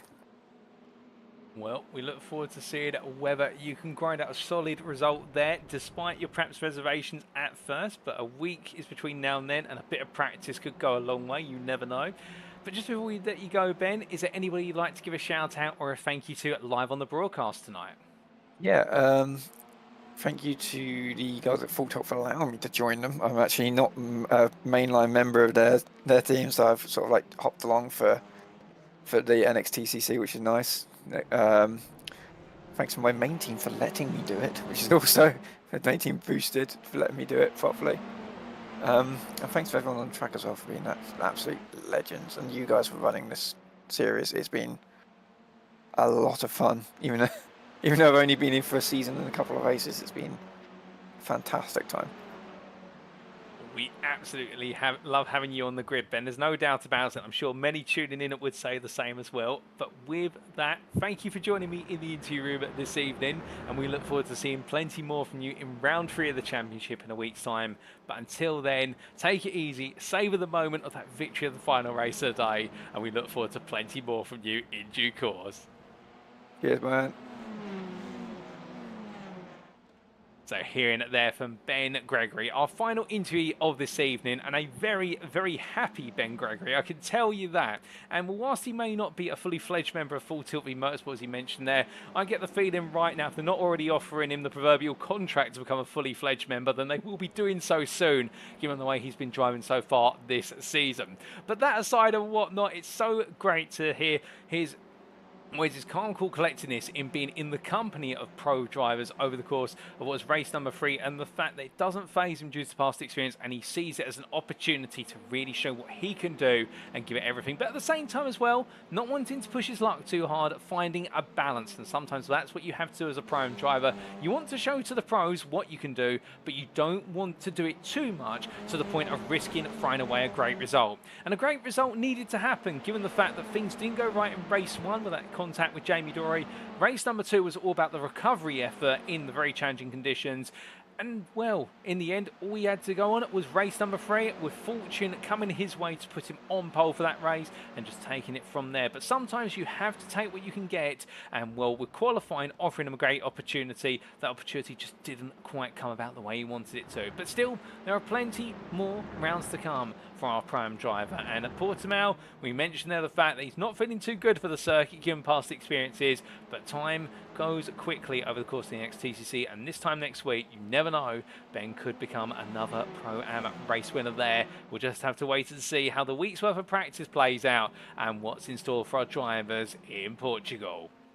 But with that, ladies and gentlemen, that wraps up our interviews for this evening. And a big thank you to our 3 drivers who we've just heard from. Starting off, of course, with Jamie Dory for NXTGEN Pink in the Pro class. We then heard from our 2 Pro-Am drivers, beginning with Track Scotland's Stuart Wyness. And we also heard just now from Full Tilt v Motorsport's Ben Gregory in the Pro-Am class. Well done to all 3 of them on their great performances today. And we look forward to seeing plenty more from them in round number 3 in a week's time. But of course, now we have to have a little bit of a proverbial drum roll, because we can give you an update on the provisional championship standings after 2 rounds of racing. And we start off with the top 15 overall drivers championship, and here we can see after 2 rounds, with drop scores applying to the drivers championship standings, Jaroslaw Cebula leads the championship after 2 rounds by still what is that 22-point advantage over Benjamin McCluskey. Mikey Doble sits a further point behind, with all 3 drivers not improving upon their initial scores that they achieved at Misano, and Adam Delman a further 4 behind. Nick Clemens sits in P5. He's your leading prime driver ahead of Andrew Pike, whose results today move him into what is that P6 position ahead of Lee Horn. And Lee Horn and Ben Altria are tied on points there as they continue to fight over P7 just ahead of Reese Watt, with Kieran Smart completing the top 10. The rest of the top 15 is rounded off by Jamie Dory ahead of Toby Prosser, with Stuart Winus, Daniel Downing and Sam Van Alst. And Jamie Dory in particular there getting himself into the top 15 after a disastrous day in round number 1. We'll then come on to the Prime Drivers' Championship. And here we can see it's Nick Clemens who still tells the narrative at the top of the standings, and Daniel Downing 18 points behind. But Reese Watt sits in P3 with no points gained or lost so far with the drop score. And then in P4, P5, the big names that have leapt their way up, Stuart Winus and Kieran Smart, albeit Smart ahead of Winus by only what is their 9 points. But the Track Scotland pair are really building up some early momentum. Toby Prosser as well in P6, not gaining today, but also making his mark count, just ahead of Benjamin Gregory. And more the points gained by Gregory today have been absolutely critical, with Sam Van Alst, Sam Bradley and Alan McCain rounding off that top 10. Matthew Sheraton sits P11, a frustrating day today, I can imagine, with Russell Fowler not too far behind. And it's Jake Pitt, Matt Evans and Michael Lees who complete your prime top 15. And coming to the AM standings, here we can see Josh Brown after 2 rounds leads the way by only 6 points over Lewis Mason, and Jonathan Collins is not too far behind there in P3. Gabriel Yilmaz just ahead of his teammate for Aztec Racing, Gabriel Papakon-Snansley. They complete your top 5, with then Andy Chell ahead of Kevin Smith by only 2 points, and Jonathan Berry behind Smith on result countback. And then we have Mark Kent in P9 ahead of Sean Doby, who completes your top 10. It's very close at the moment in the AM class. Indeed, a whole mixture of results here continue to shuffle in things, and we haven't had any early favourites emerge after 2 rounds, with Marcel Fritsch in P11 at 9. Today would have yielded him plenty more points, and he'll be happy with those ahead of Costa Chatsconstantu and Craig Tillerson, who's yet to get any points on the board. We come to the Teams Championship. Focusing on our top 10 teams only, and NXTGEN Pink after 2 rounds with no drop scores applying here lead the way now, 489 points to the 358 at Doble Sim Racing, and that advantage being sizable early on, albeit a single round could flip it. But NXTGEN Pink already establishing themselves as the early title favourites to make it a 5th crown in a row. Goldwyn Motorsport meanwhile sitting P3, a further what is 53 behind. But what is interesting here is look at the gap from P3 through to what is P9. It is less than 100 points between all 7 teams, and in that space you have Goldwyn Motorsport, SO and NXTGEN Gold, NXTGEN Orange Whiskey Runners, iRacing Esports, Track Scotland, Full Tilt Motorsport and Aztec Racing, and the Sim Racing Collective are not too far behind, only a further 13 points further adrift. This team's championship right now, if it is going to be a showdown between NXTGEN Pink and Doble Sim Racing at the front, the biggest question mark will be who finishes P3, albeit it is very early and we shouldn't make any predictions, but the point being here, the team's championship, just as much as the drivers' championship, is likely to go all the way to the wire. And after 2 rounds, nobody is the favourite, minus perhaps NXTGEN Pink putting an early favourite status in the team's championship. And it shows you how mixed conditions over the first 2 rounds have really shaken things up. Plus, a huge injection of fresh and returning blood is making NXTCC Season 8 the closest it's ever been. And we don't like to say that too lightly. But with that, ladies and gentlemen, it is now time for us to wrap up. Thank you very much for watching, and if you have enjoyed today's show, and perhaps you're sat there right now wanting to know more about the NXTGEN racing community and everything in between, we do recommend you check out our official website, and that is available at www.nextgenracing.co.uk. And as our website appears on screen now for you, well, it's the home of clean and fair sim racing for all, and there's never been a better time to become a member of the NXTGEN racing community. And do head to our website to find out all the latest information regarding our ongoing and upcoming leagues and series, and also you can join the official NXTGEN Racing Discord there to get to the very heart of the NXTGEN Racing community in terms of where everything is organised and run on a daily and weekly basis. But if you don't want to go to our website, perhaps you're more of a social media person, then we do recommend you go to our official Facebook group, and that's at www.facebook.com/groups/NXTGEN Racing, and there you can find out all the ins and outs with regards to NXTGEN Racing staff and admin team, including what we do on the real life circuit as much as what we do on the virtual circuit, where a number of our staff members working as part of the stewarding teams, if not being real life racing drivers. We'd also like to take a moment to say a thank you to our sponsors, without whom this would not be possible, including PowerMaxed, Next Level Racing, Mark Sykes Designs, Joyce Design, Douglas Motorsport, Sam Cases UK, Only Racing, Falconer PC Builds and Support, Benji Sim Photos, and of course, last but not least, our title sponsor for this season, Doble Motorcycles. And well, if you are looking for a machine that is the power of dreams on 2 wheels, and you're based in the United Kingdom, then look no further than Doble Motorcycles, the #1 family-run motorcycle dealership, specifically Honda motorcycles in the United Kingdom. And well, don't just take our word from it, they're definitely worth a visit. And their web address is none other than what is www.doble.co.uk, and do check out their website today. But with that, ladies and gentlemen, we now turn our attention to a week's time for round 3 of the championship as we roar our way deeper and deeper into December. And on Tuesday, the 10th of December 2024, our drivers will take for the first time for the NXTCC's history the Autodromo International Algarve, also known as the Portimao circuit. Who will be able to run rampant in Portugal? Could we see new names rise to the top? And will the weather conditions be somewhat stable? Well, for all those questions and more, you'll have to tune in next time out to find out the answers. But until then, we have been Next Gen Racing. I've been your host and commentator, Paul TX141 Walsh, also known as Britain a Spit, depending on what media you follow me on. And until next time, remember to stay safe, stay well, stay smiling, and most importantly, remember to stay on track. Good night. Thank you for tuning in. Until next time, that's all from us here at Next Gen Racing, the home of clean and fair sim racing for all.